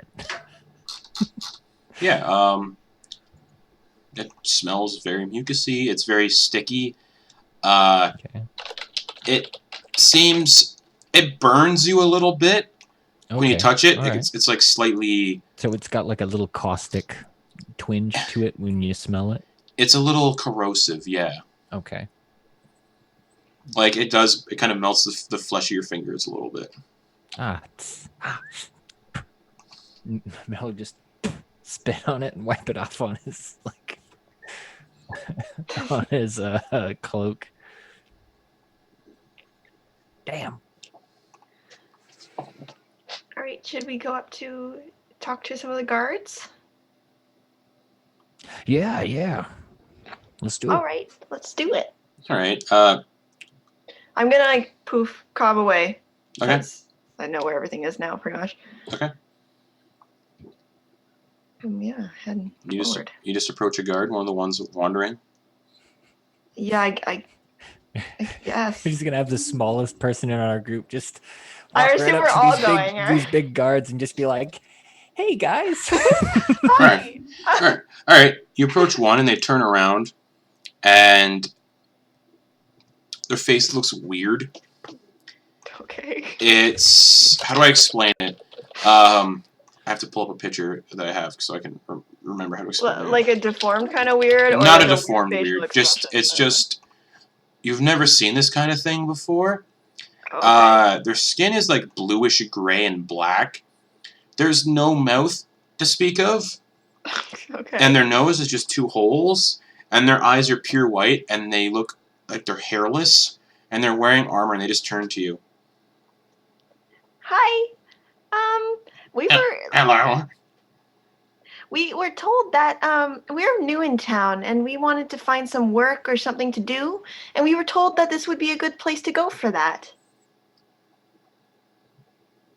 Oh, you guys just spoke to Donegan at the Purple Worm. Yeah. I could tell, and he points to the side of his head. Oh. I see. What are y'all thinking of right now? What am I thinking of right now? Oh yeah. I'm thinking this guy seems nice. Oh, thank you. Melody's thinking about the slug. Oh, yeah, the pandemonium slugs are really cool, aren't they? God damn it. You have mind reading powers? Yeah, that's what my people can do. That's pretty neat. He looks at Auggan. What's Auggan thinking of? He's trying not to. Oh, I don't get much from you. I'm just trying not to think of swear words right now. I imagine Menchu's deep in thought and wondering whether or not he should eat his familiar. Oh. I don't think an abyssal chicken's any good. So what? That's a neat trick. That's a neat thing you can do. Thank you. Have we seen No. this type of No. What You want to know what I am? sorry. I have not seen Well, that might be what A Auggan's person. thinking. What is this? I've not seen a person like you before. I'm a doppelganger. Mm-hmm. Mm. I can take on the appearance of stuff. Have I would I've heard of this kind Nope. of creature before? Probably No. not. All right. He's like, look, and he just turns into Auggan basically, Whoa! Look, it's you. and then back into himself. That's super cool. Thanks. Oh That- wait. That Could you must try be check- handy. Yeah. Could you hold on a second. Could you turn into me for a moment? He does. Could you turn around? He does. Is that what my Damn fat. And then he goes back into himself, back to his like height of like 6'5". So, All right. Can you turn into me, or am I too small? oh my goodness. I'm just curious. And he does exact height. Oh, wait, look at that. Neat. His armor. Sorry, Nope, I his didn't really look at armor does not. So he kind of just shrinks down, and the armor's like tink, tink, tink. That's adorable. And then he backs to his normal size and readjusts everything. He's like, "So, you want to go inside? So, what I'm gathering." Yeah, that would be nice if you could let us in. Well, why do you want to go in? I can read your minds. I know why you want to go in, but I think We're mostly just looking for something to do, I think, or something to. Something Well, to we do. do. We kind of want to get out of pandemonium, but because we can't, Yeah, you can. we're trying to. One, we realize that this place is kind of scarce on food, especially healthy, good food. Depends where you look. Exactly. So we that's one of the things we're going to try and help out with if we can. But until we find something that can help out with that, we're willing to pretty much just help out with the order of the place. I see that you guys have some type of rules and law that you enforce, and yeah, we'll just say the keeping things in order is probably for the best. It's nice having a place like this within a place like Pandemonium, so we want to assist in maintaining this refuge. Yeah, I figured. Helpful. Well, all right. And he leads you to he just turns around and leads you to the front doors. Did we catch your name? No, Could you tell it to us? So. no. Oh, okay. Bill Steve Richardson. No. Okay. And he just leads you to the Secret. I understand that. That's I understand. I know what you're talking about. Yeah, okay. Then he wanders towards the door. He's like, "Oh, hold on a second." He pulls out a book. I need to write down everything that was said and what you guys are here for, just in case. No, okay. In case what? In case you do anything criminal, and we have stuff to go back on. That seems like it makes sense. And I have your dimensions in here, just in case we need to throw you in a gibbet. Okay. You know, because I can just kind of, this is what they looked like, and then, yeah, okay, yeah. Yeah, and he opens the door. Thank you. He nods and goes back to his patrol.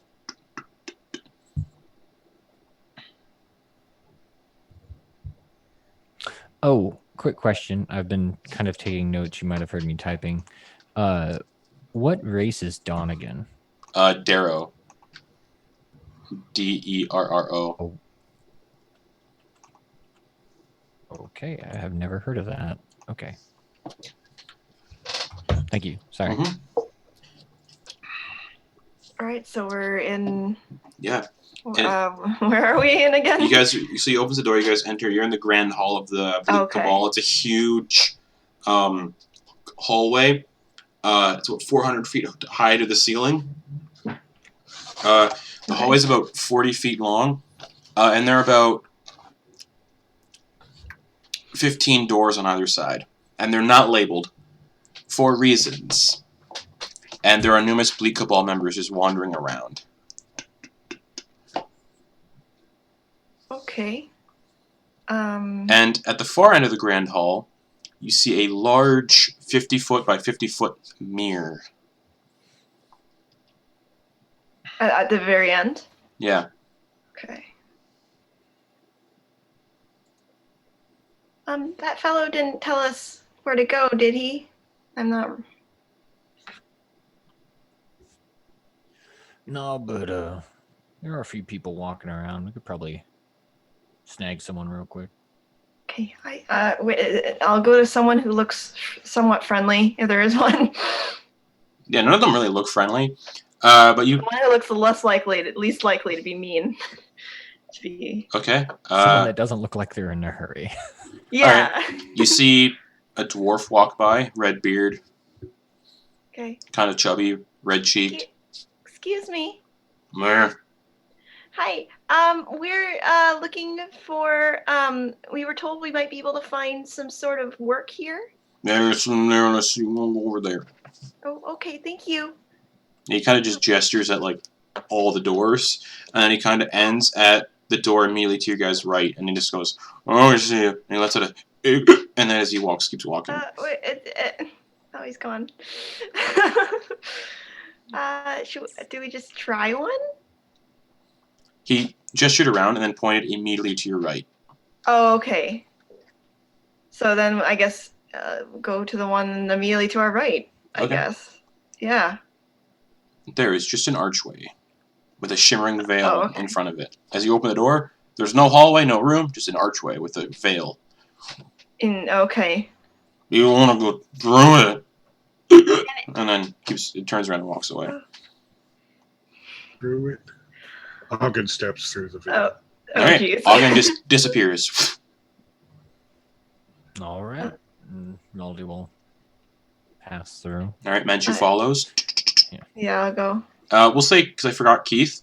He's just at he's at the end, just relaxing. That's okay. And you all step through, I'll and just keep him updated okay. via the bond, telepathic bond. You guys arrive on the other side, and you are in a grand hall. Like another grand hall, almost like a meeting hall. Very big. It's about 100 feet wide, and then another couple 100 feet tall. There's a massive kind of pipe organ in the very back, where there are these massive stained glass windows. In front of the pipe organ is a large, ornate throne made of stone, and then a large desk that kind of circles around the chair almost. And there's like different levels to the desk. And sitting in the chair, you guys see a massive entity, maybe, let me pull up the exact dimensions here. Exact dimensions are fun. Not too big. About 9.5 feet tall, sitting in this throne. The figure's got greenish blue skin and large angelic wings that are just deep, deep black. Carved into the figure's chest is a glyph of some sort. And you see that on his neck is the tattoo of the Bleak Cabal symbol. And he just has his hands interlocked. He goes, "So, what brings you dimensional travelers here?" Well, we kind of ended up here by chance, but since we're here, we were thinking we might be able to be helpful. I see.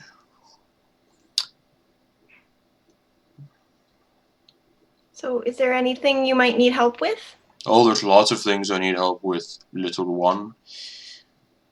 But what do you all seek?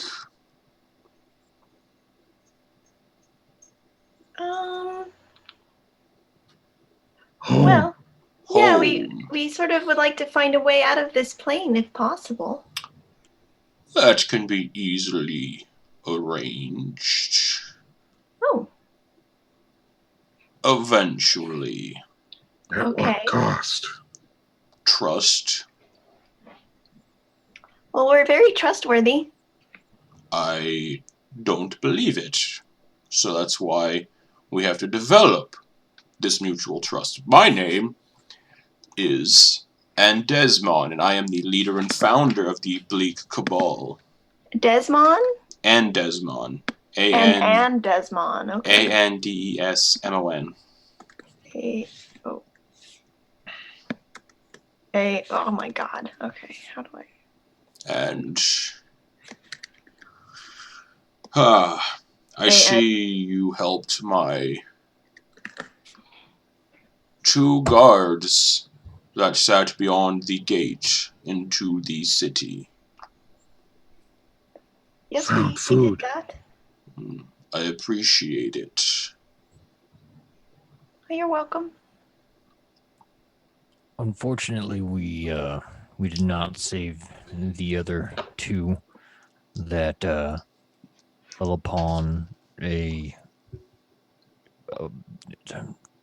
nest of spiders but they were beyond spiders. They were something else. That Ridiculous. is unfortunate. Yes. Yeah, I wasn't sure if the word spread, but them things were they nearly Nasty. got us. They nearly got us. So Mm-hmm. Got me. That's I'm not true. sure. Yes. Yeah, I sense a couple of you have met death before. That is unfortunate.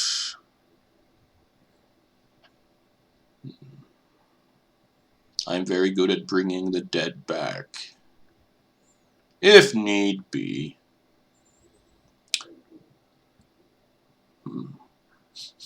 I sense you are not native to this place. Not many people are. Neither am I. And you want to go home. Where is home? In the mountains. The mountains. Whoa, interesting. The woods for me. Well, you see, there are multiple worlds that coexist. Which one would I be sending you back to? Land of Faerun. Faerun. Ah. For me. Very interesting. You all are from Faerun. Very interesting. The last people that came through here to speak to me from another world were from a place called Del Nasra. Funny fellow, little dwarf. There's a human with him. It was interesting. But you... is this the same group that we might have heard about from a tavern owner came by 200 years ago? Oh, probably. All right. They dealt with the Hall of Madness and other things on multiple journeys here and to other places. Anyways, friends of Faerun, you are. Yes. And he kind of stands up from his desk, and the wings kind of flare up a little bit. And, yeah, this guy's big. 9.5 feet tall, just huge.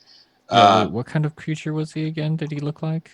Nothing we've seen before? Nothing y'all have seen before. He's got Okay, greenish blue cool. skin, large angelic wings, bald. Okay. He's wearing... Black wings, you said, eh? Yeah, black angelic wings, and he's wearing Okay. kind of bleak cabal armor as well. And he's just like, so... You get a sense he's a celestial, though. He looks around and goes, how would you say you all are at completing errands that are beneficial for everyone? Well, we have completed a few errands already for a few people, like your guards out there, for example. Yes. So we And could give it a try. Sorry. Yeah, we happen to help out the magic shop owner, so you should be Morfan. able to. Morfan. You should be able to supply your troops with more healing potions should you need them. Yes, that is very good. There is a place, if you are for choosing to have this mutual partnership. There is a place here in this layer of the nine hells, of this layer of pandemonium. This layer is called Pandesmos.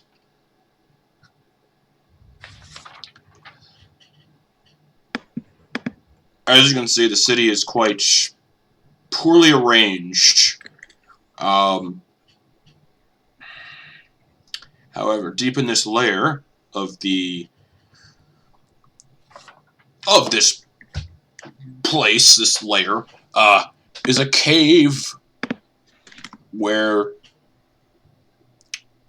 these never-ending winds outside have formed the walls into glass, almost like a chamber of mirrors. This place is known as the Cavern of the Self. And upon entering, you would see his or her reflection hundreds or thousands of times. Each image shows you at different points in your life and expressing different emotions. And it's believed that if you can find your true reflection among the plethora of reflections, great personal insight would be gained. I went there when I first arrived here, and, well, wasn't exactly comfortable with the situation, so I shattered some of the walls. I would like to know what sort of insight this place holds, and to see if there's a way to end the winds in this plane, to make it habitable for those of us who don't feel welcome elsewhere. You think that knowledge would be available there? It might. Okay. Hold on. Are you having trouble with the protection field around this place? No. That's sustained fairly well. It's Right. more I just wanted to so make sure. when my employees, my family, the Bleak Cabal, when they leave on errands to get food, that the winds stop them from going insane and killing themselves or ending up in the belly of beasts. It's Right. It's more so I want to sustain this population, and as you can see, there are a lot of residents that we have to keep in gibbets. Right. That's one of the errands I would like done. I would do it myself, but again, I hate to say it, that place terrifies me, and I do have to stay behind in the city to sort of maintain that force field.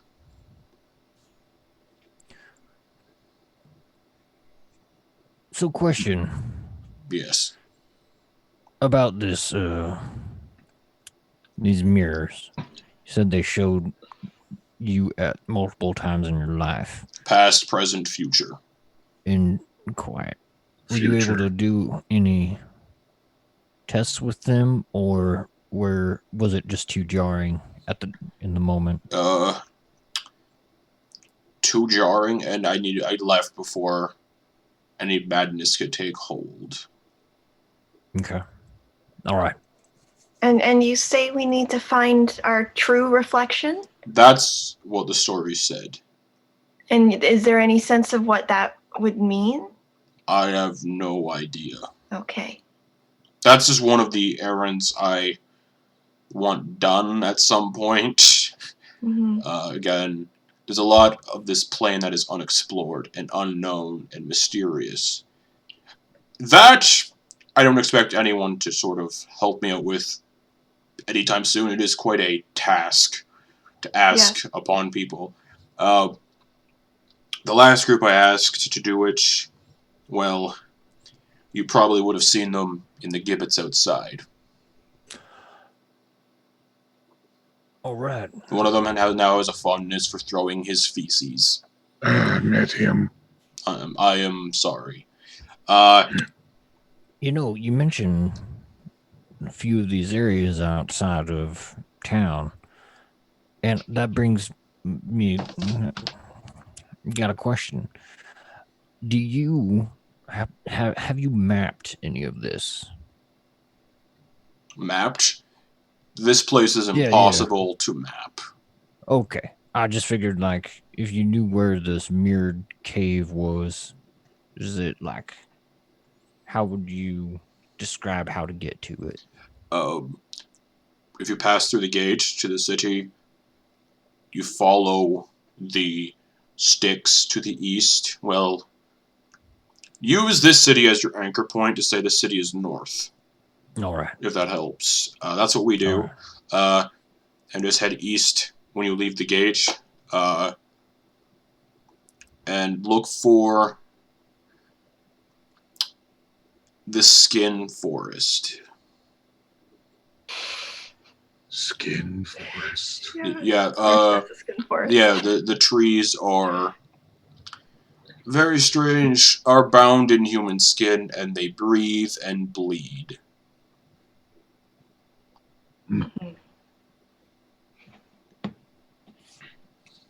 That's terrifying. And it'll take you a couple of days to traverse said forest locally. Yeah. And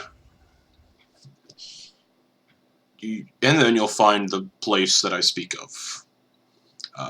Again, it's a very hard task to ask of people. Like I said, the last group went insane. One of them got eaten by one of the trees, I was told. And there are other beasts that roam in packs in those forests called howlers. So question, do you have any recommendations on how we should prepare for this? If I knew a way like if I knew how to counteract the winds, I would say do that. all right. Other than that, what about these trees? You said that they ate someone? apparently they ate the Goliath. Just don't get within 10 feet of them. And if you do, just make sure you got somebody watching your back at all times. Okay. And that's how we get to this cave? Yeah. We have to go through the forest? Don't find the forest. I hate to say it, but I recommend bringing distractions or decoys for the trees. Right. That's what the last group did, but...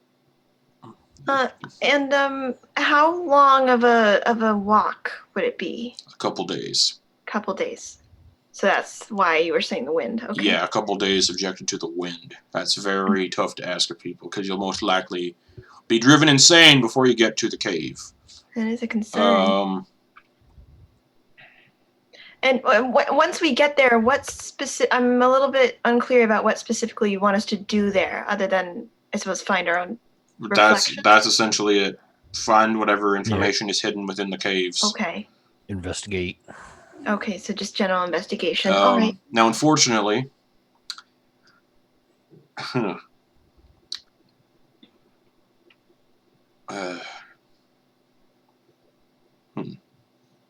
that task does not need to be completed.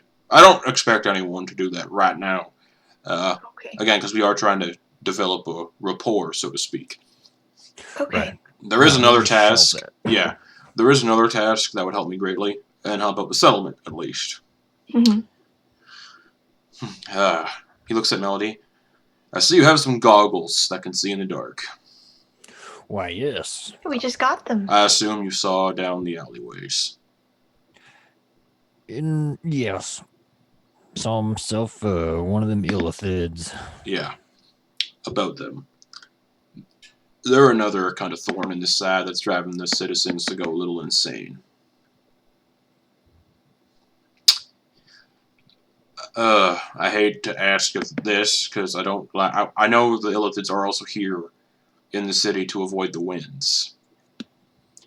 Now, I want to know how they got in the city. Because we have never let a single illithid through the gate. I don't know if they've been here before the settlement was built, but that would have been thousands of years ago when I built this place. Or if they snuck in somehow. Unfortunately, that would have to divert people down into the sewers. And unfortunately, none of my Bleak Cabal soldiers will go down. And I will not force anyone to go down. I care for my soldiers like they're my family. That is a task that would help the city out greatly to figure out where these Illithid are coming from. How long have the Illithid been here in the city? They haven't really been a problem until maybe 100 years ago. Right. So things kind of took a dive and things started getting a little hectic. Any idea how many there might be? I've heard a whole colony. I've heard a small army. I've heard just a handful. But based on how many residents are going insane, how many we find vacant, brainless, I'll say we're probably looking at a colony. What would that be roughly? Pardon me? How many would that be roughly? Couple thousand. Couple thousand. That's a lot. Yeah, I think it's a hive. A hive, which means if that is coinciding, there is something down there controlling the Illithid if it is a colony. Right. So you mostly just want to know how they're getting in. That's the main goal. Yes, I don't expect for travelers such as yourselves to wipe out an entire colony of Illithid. Yeah. Okay. Did anything change around the time that you started noticing them? Yeah, the people were going insane and killing each other and ending up vacant and brainless in the streets. But besides that, was there anything that was brought into the town, or any way that the town itself changed that might have been connected in any way? Nope. Okay. Again, I assume they're just here to avoid the outside winds. We're one of the only places that kind of protect against the winds here in Pandemonium. So here's a question. That force field. Yeah. And feel free not to answer. I know how this question might poke in a sensitive spot, but would it not, or does it not penetrate underground? Like, if the dome goes through the ground, would we end up finding the edge of it if we dug low enough? You would not find an edge. So right. It's a sphere.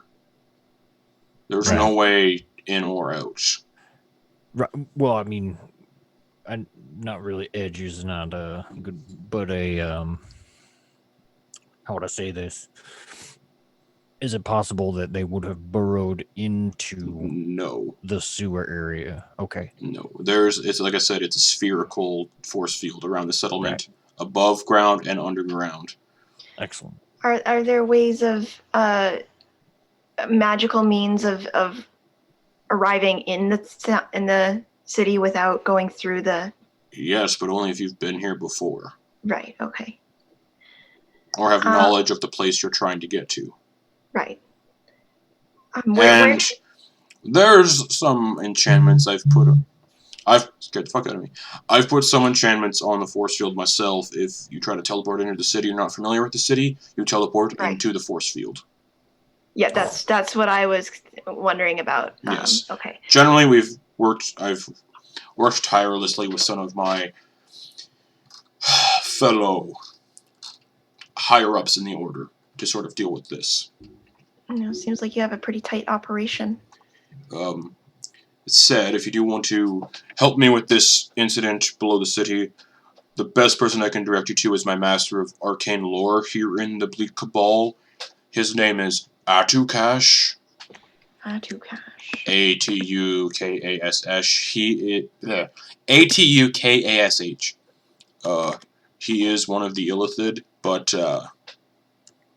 he's been helping us out greatly with this ordeal, at least trying to figure it out. They don't let him down there as well because they deem him some sort of traitor.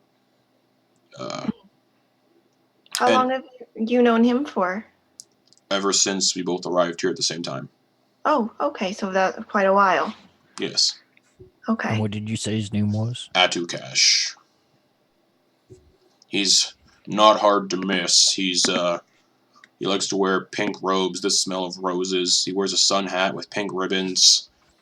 Oh, neat. He's got a flair, you could say. And he's got a knack for Hi. finding those lost within the pandemonium. Have you ever had him check out the mirrors out of curiosity? No. No. Again, I care for my members too much to sort of send them on that kind of errand. Okay. Does he know these other Illithid? He tried to go down for negotiations, and they threatened to kill him for being a traitor to their colony, even though he's not even part of their colony. He didn't get any kind of sense of what they might be, anything that might be leading them? Well, he did mention an elder brain, like most Illithid are controlled by, but if there's an elder brain beneath the city, I would want it destroyed with haste. Because then the colony would just most likely abandon their post. Right. So stealth is kind of the big aim here then for dealing with mind flayers. Stealth? Even though stealth might not even help. Autocash said if there's any mind flayers down there that can detect intelligence, or if they have any of their intellect devourers down there, like brain dogs, those creatures can detect any creature that has intelligence. So even if you're hidden, the creatures will know where you are. Right. Your best bet is I have no fucking clue. I don't know. Well, we'll talk to Atukash. I'm sure he'll know. Better. Autocash would know much more than I do about this matter. Yeah. Mind flayers are... The Illithid are very smart. They're very intelligent creatures, and they're more apt to not kill you, but use you for experiments.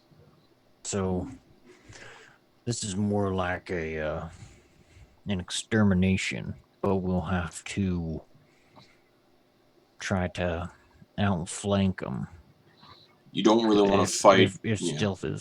stealth ends up not really being an option. You can Then try. we'll have to try to distract them with smart planning. Mm-hmm. Like I said, Autocash will have more information. Maybe their detection for intelligence is only a certain radius. Okay, well, we'll ask him the questions. Out of curiosity, where does the sewer empty into? Is it the river? Yes. Yes. Okay. How does the sewer get out of the sphere? It passes through. Most of it gets disintegrated. They matter when it passes through, so whatever's left over gets deposited into the river Styx. So you can say not much gets through the barrier. Right.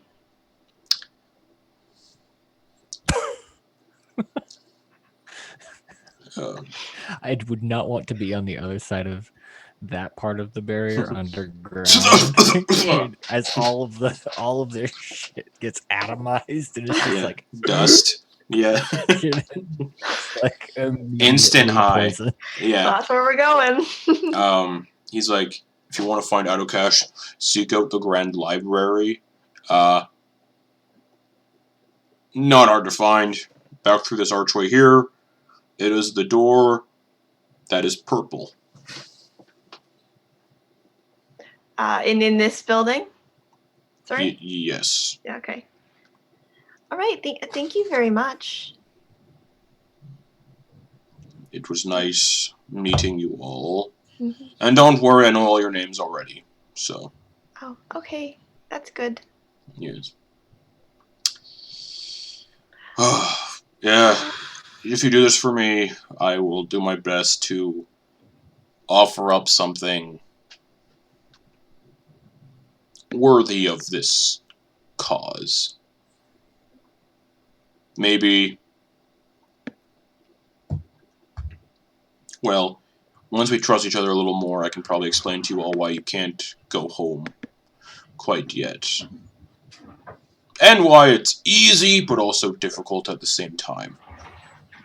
Okay.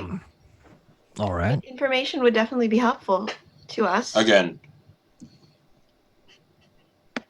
earn each other's trust, and I can share more information about your predicament. Yeah, we look forward to gaining your trust. Having Speaking a of, relationship. speaking of sharing information, Mm-hmm. you mentioned library. How much of that would you be willing to allow me access to? It all depends on what Adukash says. He is All the right. keeper of the arcane lore. Thank you very much. Right. We should. Does anyone else have any questions, or should we go see Atukash? I guess that's all. All right. Thank you very much. Best of luck. Thank you. And we sort of back up. All right. He just leans back in his throne and just starts writing some more. All right, let's go to the library. So you guys pass through the archway. You leave the office of Hendesmos, and you can see the purple door as you come through into the grand hallway again. Wait, did you say his name was Endesmon or Endesmos? Endesmon. Sorry. Okay. And that layer, the layer of Is Pandesmos. Pandesmos, yes, Yeah. okay. Want to make sure I got that right. So you guys Okay. into the grand hall. Look for the purple door. You can see it. It's at the very end of the hall, right next to that 50-foot by 50-foot mirror. Okay. Guys, I remember telling Melody I have had interaction with Illithid before Yeah? I came to the Mad Mage's underground. So are you... Not easy. No? Not easy. Not easy at all. I've never seen one in person. I've only seen the mask. From what I've heard, they can be quite deadly. I lost most of my party to two of them. Oh, geez. Thousands of me said. I think our best bet is to do a lot of investigating before we try to do anything in terms of fighting them. Yeah, and this Aftercash fella seems like the one to talk to. Yeah, for sure. He would know about Illithids if he is an Illithid. Yeah, that's very true. Should we go in? Maybe Let's do it. weaknesses. I want to check out this library. Yeah. All right. See Can what's up? Can I just want to look into the mirror just because I'm curious. You look into the mirror. Yeah. Is it just a normal mirror? You don't see your reflection. Oh, okay. And Sorry. and one of the soldiers grabs you by the shoulder and pulls you back. Oh. Okay. Sorry, I didn't. Don't go in the mirror. Oh. In the mirror. Okay. I won't. What is it? We throw the most unstable prisoners into it, and based on the setting for the day, the punishment kind of thing, they're either sent to the astral sea, or they're disintegrated instantly. Their souls kind of destroyed, and they can't be brought back to life even through a wish spell. How Okay, big is this mirror? 50 foot by 50 foot. I will not go in the mirror. Thank you very much. Is it actually a mirror if it doesn't reflect? It looks like a mirror. I guess it reflects everything else. Yeah. Is it reflecting the hallway? No, So it's just like a silvery. it just looks like a mirror. Okay. It looks like a mirror, but when you get up close to it, no reflection. Okay, weird. Yeah, pandemonium, welcome. Yeah, okay. Alright, let's go into the library. Yeah, sorry about that, I just was curious. Yeah, if you don't want to be wiped out from existence, don't go in it. It's an interesting kind of thing. Your people will forget who you are because you get erased from people's minds as well. Anyways, and he walks away. Interesting. Only Okay. Bleak Cabal members remember who gets thrown in. So it's a rough job, and he walks away. Alright, good to know. Library door is beside the mirror. Yes. Alright. Purple door. Yep. You guys step in, and you're pulled into another archway. You guys are pulled into this room that's miles long and miles tall, and it's just floors, the stairs, and bookshelves, and the books are kind of floating around.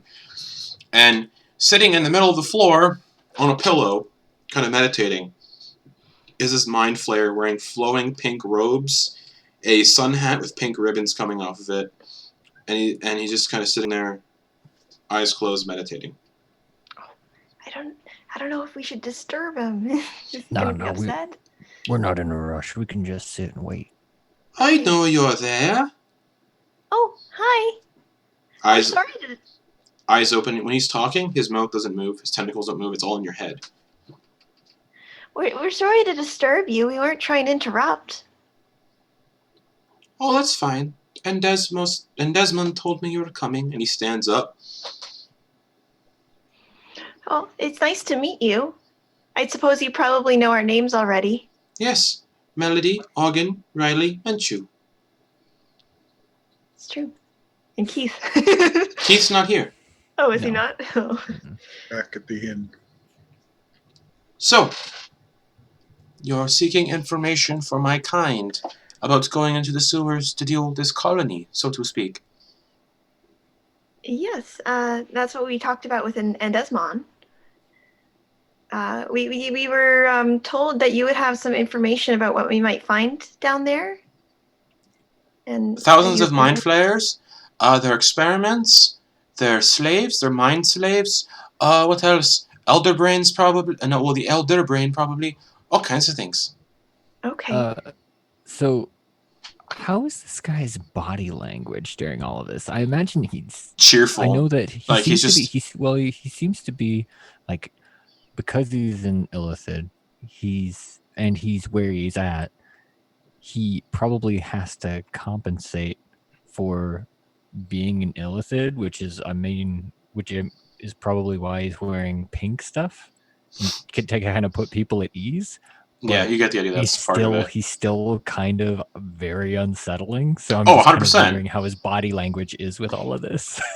As he's trying to look as unsettling and as non-hostile as possible. Just leaning up against the pillow. Hey. No, he's just kind of like it's kind of like childish kind of glee kind of. And you notice he's Okay. wearing wooden sandals.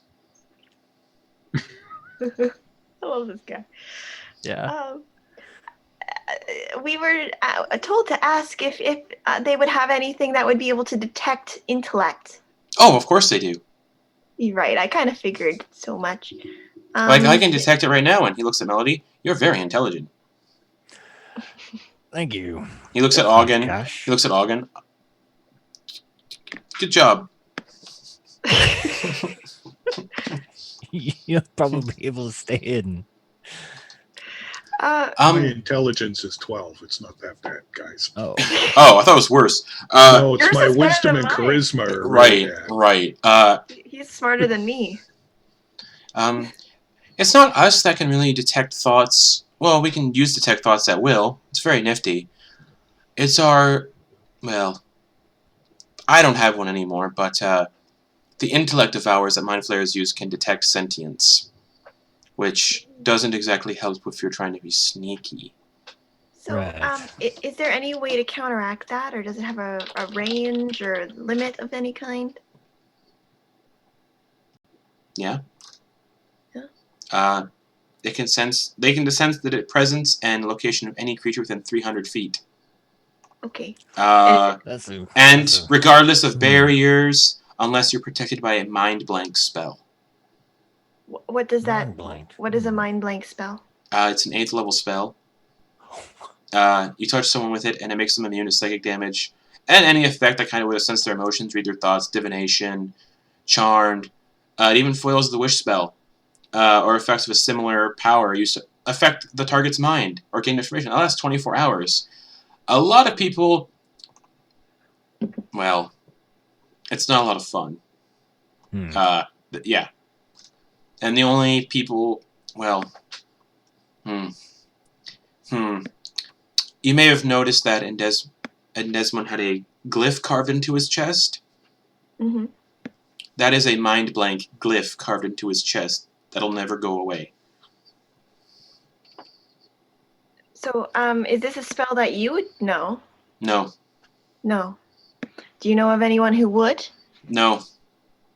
Okay. Maybe Morfan, but... We could talk to Morfan about it. Yeah, we might. Again. Might be a good stop first, but Yeah. it's definitely worth thinking about and keeping an eye out for. But I don't know if he does know it. I'm just saying he might. Yeah, it's worth asking. Yeah. Beholders hate Illithid, so maybe... It's good to know. Maybe he'd be willing to help us. He'll be glad to hear we have him. But don't put all your cards on it. Yeah. No, we wouldn't do that. So, yes, these things would likely be attacking our minds. They'll attack your minds, and then they'll use their intellect devours to hop into your head, devour your brain, and then kill you basically instantly, and take over your body. Seen that. So magic, the arcane art, seems to be foiled by lead a lot of the time.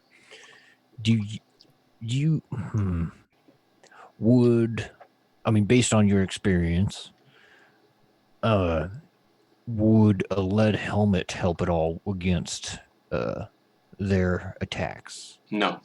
And attempts? No. All right. Shucks. Do you have any theories about why or how they might be getting into the town? No. Nothing can pass through the barrier. Unless Sewer does. Yes, but nothing sentient can pass through the barrier without being destroyed and killed. The only way I could think of is they have some sort of teleportation mechanism down there. Right. And again, Desmond we have configured the barrier to be any creature that teleports into the settlement. It just teleports into the barrier and is disintegrated. So you think there might be some sort of... Unless you have permission to enter the settlement beforehand. Yes. Do you think there might be some sort of malfunction then with No. that? No. The barrier the barrier cannot be dispelled, malfunction, or be destroyed unless the person who's bound to it dies. So then how is there any way that they would be able to use a spell to get inside then? No. So it's impossible. It should be impossible. It should be impossible. Do you have any sense that they might have been here before? No.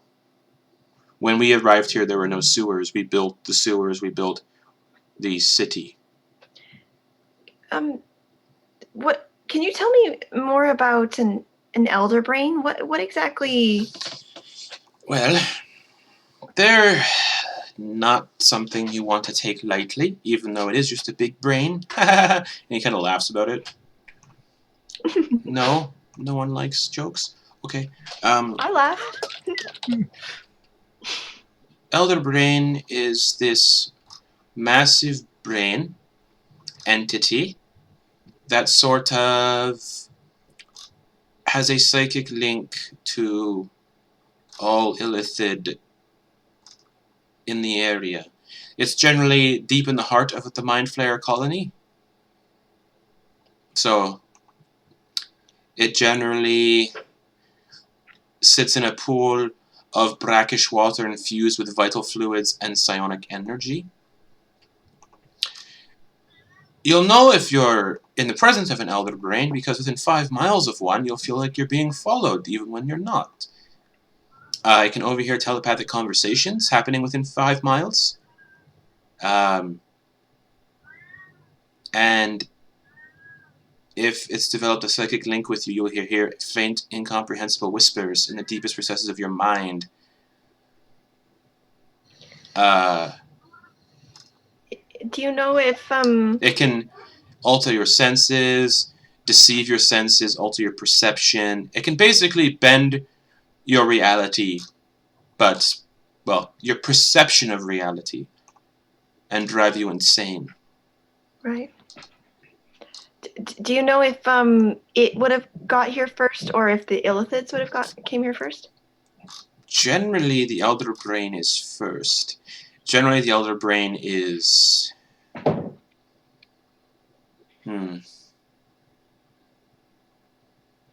Well,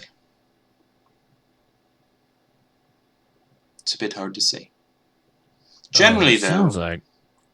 Sounds like someone might have... One of these illithids might have duped the guards into thinking they were a normal mook.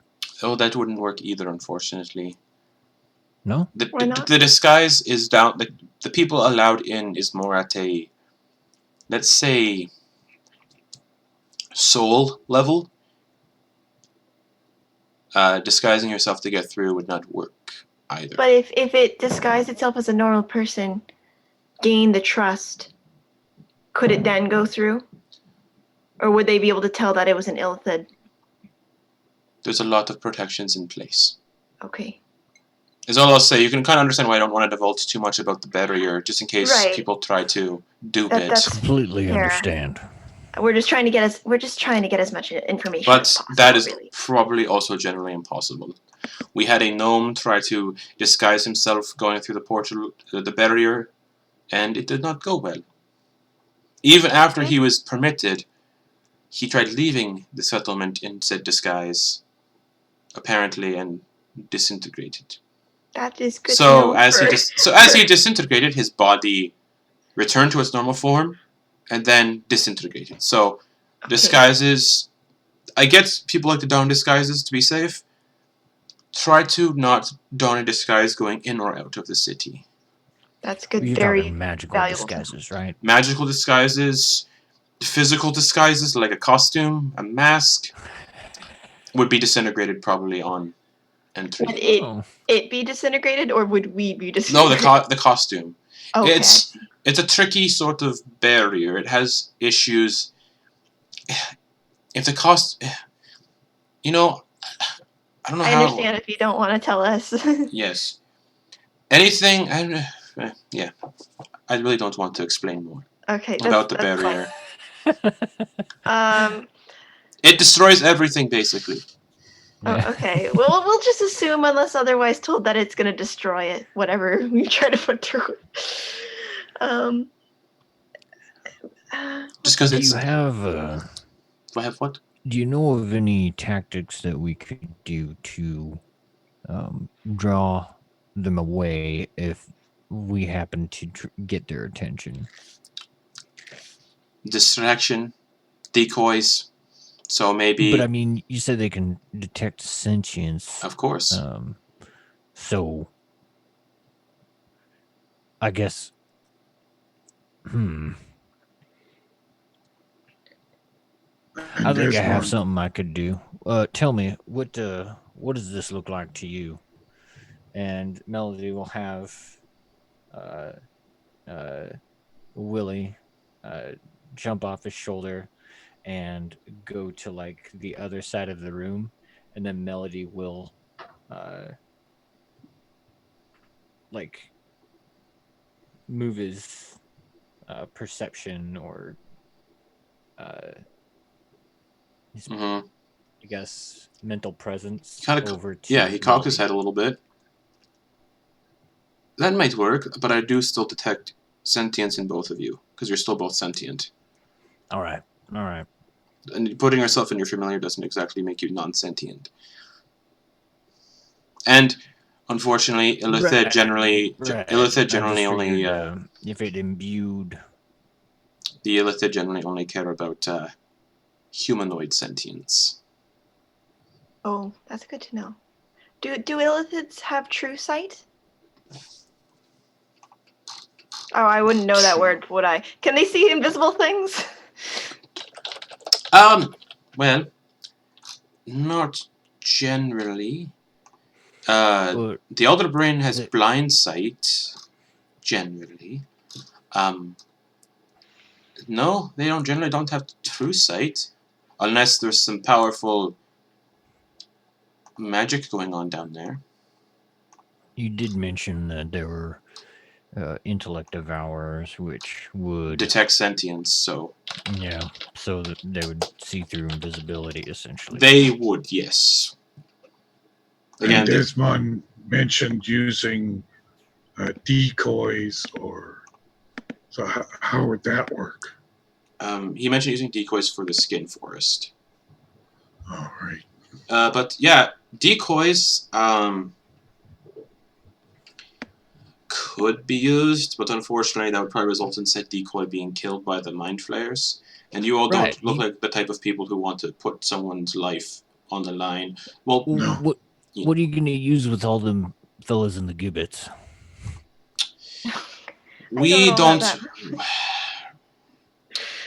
Rehabilitation. Hopefully. Oh, all right. I thought you might have been like tossing them. No, we're not. We're not trying to kill them.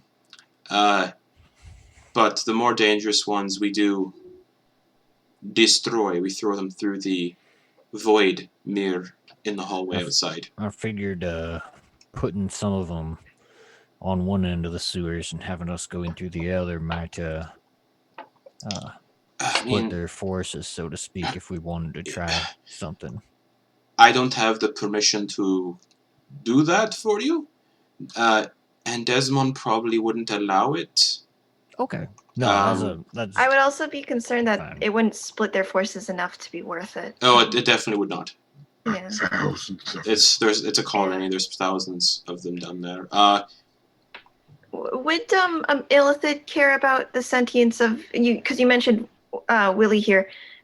They wouldn't care about an animal like that, right? They would not. They only care for humanoids. Would they care about a sprite? No, only humanoids. Okay. Because and they eat the humanoid brain. Right, I see. And don't worry, I'm not gonna eat you guys. What, I have vials of cerebral fluid that I get from corpses. Oh, good. I love the way that she said that. How, Oh, good. how many people from this town are missing if there's thousands of illithids? How are they feeding on human brains? Thousands? Well, that's another good question that we want answered, because if that's the case, more of our settlement would be gone. Yeah. So, have people been going missing then? well, of course they have. Yeah, But thousands? yeah. Not To feed thousands I wonder of if they're illithids? breeding them or maybe. so. That's another thing. Mind flayers do like experimenting on the ones they capture. Not everyone they capture they feed upon and kill. They could be, unfortunately, as disgusting as it is, breeding humanoids down there and feeding on them. So, it's not the pretty sight down there. Also, if they think you'd be a good cause to their army, they could make you one of them through ceramorphosis. Hmm? Basically, they implant you with a No, larva, not pretty. and it turns you into a mind flayer. I used to Nope. be a human, and, well, I defected from my elder brain, and now I have to sustain myself on cerebral fluid. It's a long story. Out of curiosity, how did you deflect? How did you, I'm sorry, that's not the right word, I don't think, but how did you get away? Defect. Defect, that's the word. If it's too personal, you don't have to It's tell a bit me. personal, Okay. and I doubt you could defect an entire colony. Oh, okay. That's good to know. It's more of a personal choice, and it generally you wouldn't be able to do it with a pure illithid. Oh, I see. I'm an exception because you because were a I was yes. Okay, I see. Well, this has been quite fruitful. We appreciate the knowledge. I actually have a question about the rest of this library. Sure. Do you have perhaps any tomes or scrolls or arcane knowledge that I might be able to research and perhaps add to my own collection? Eventually. As you can understand, we are built. This whole place is built on mutual trust, and you guys haven't been here that long. Understandable. Just But give me my bearings. I definitely do share the knowledge that is stored in here. There is millennia of knowledge in here, Sounds like just your place, Melody. and it's impossible to look through every book in a lifetime. Yeah, it looks like it. Looks like I definitely need a few of them. Yes. I don't know if you were warned. Don't touch the mirror outside. Even touching it will be bad. Yeah, we figured that. We figured that one out. We had not by doing it, but there was I'll just tell you a fun story. To lighten the mood, there was a recruit member of the Bleak Cabal who accidentally brushed up against it, and he was disintegrated before everyone's eyes. Oh. Not funny. Oh, good thing we didn't do that. You got a wicked sense of humor it's a there. dark I sense of appreciate humor. it. Yeah, you could. There's. Yeah. Okay. Oh. Anyways. I'd offer to go down there with you all, but I don't want to die. Yeah, That's okay. Me neither. Is there a place understandable. you would recommend us doing some investigating to try to figure out how they got in? Unfortunately, the best place to start would be the sewers. Right. In the alleyways. All right. Well, gang, looks like we need to make a stop. Need to make a stop back at Morfan's. Yeah, see talk if to he's him. got anything that might be able to help us out. And then, as you guys are talking, Adukash sits down on his pillow again. Because you notice he doesn't have any chairs in here. It's all just pillows. And he kind of sits on his pillow. He pulls out something out from his robes. And you see he's got a pipe that has 10 bowls. And he lights each one and goes, "Have a good time. Be safe." Okay. I wanted to say before we left that I really like your hat. Oh, thank you. So, It's really nice. we discussed that it might make my appearance much more approachable. It's really working for you.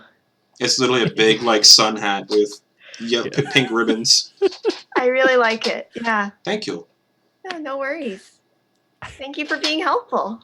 I try. Thank you, Adukash. No problem. All right. And he smokes. like a pipe. Oh, thank you. I made it myself. It's made of... Oh, what's it made out of now? Diamonds and other magical... It's my arcane focus. Yeah, mine too. Oh, wonderful. Yeah. Look at that. It's not You guys have terribly fancy, but it's there. Well, good Look luck, great. everyone. And he puffs on his pipe, and he watches the smoke comes out of each bowl and forms simulacrums of himself, and they kind of go around the library sorting the books out. And he's like, That's cool. Yeah. "Well, I hope none of you die. You're very nice. You are as well. I'll try not to eat your brains." Thank you. Thanks, Outcash. Thanks. See you later. Is it just need a chaser? And he pops one of the vials of cerebral fluid in his mouth and goes, "Oh, much better." And he goes back to smoking and closing his eyes and meditating again.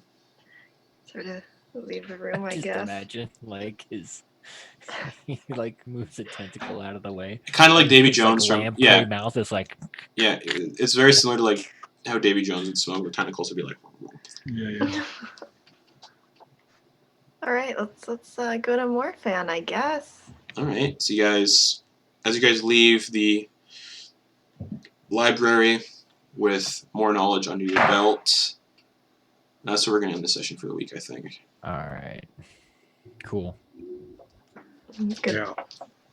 So that Think was about- a lighthearted session. No combat, just a downtime, getting to know things and buying stuff.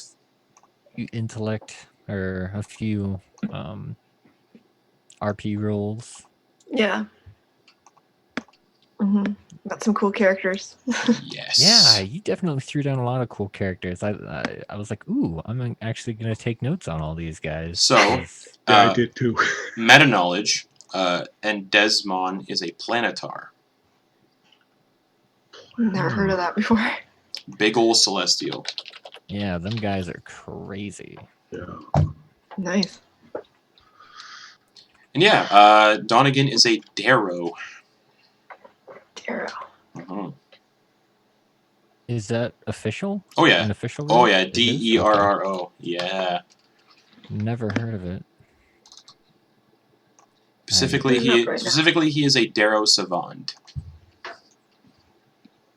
I got a car when I looked it up. Yeah. I don't know. Oh, I found it.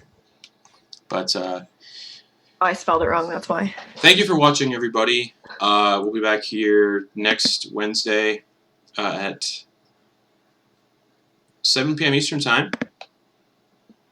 And then, yeah, tomorrow night, Curse of Strahd comes back, so we're excited for that. And then at about 10:30, we'll be back here tonight for our Christmas one-shot known for the holidays. It's going to be a lot of fun. And then starting December 20th is our Christmas vacation. So no more games until January 1st-ish. And we'll be back for everything. January 1st. That's us. Yes. Oh, is Yeah, I guess it. January 1st, Beneath the Tide, Hearts of Madness, and then everything else to follow. But until then, have fun, everybody. Be safe. And don't get poop thrown at you by crazy dwarves. Always good advice. Good night, everyone. Bye-bye.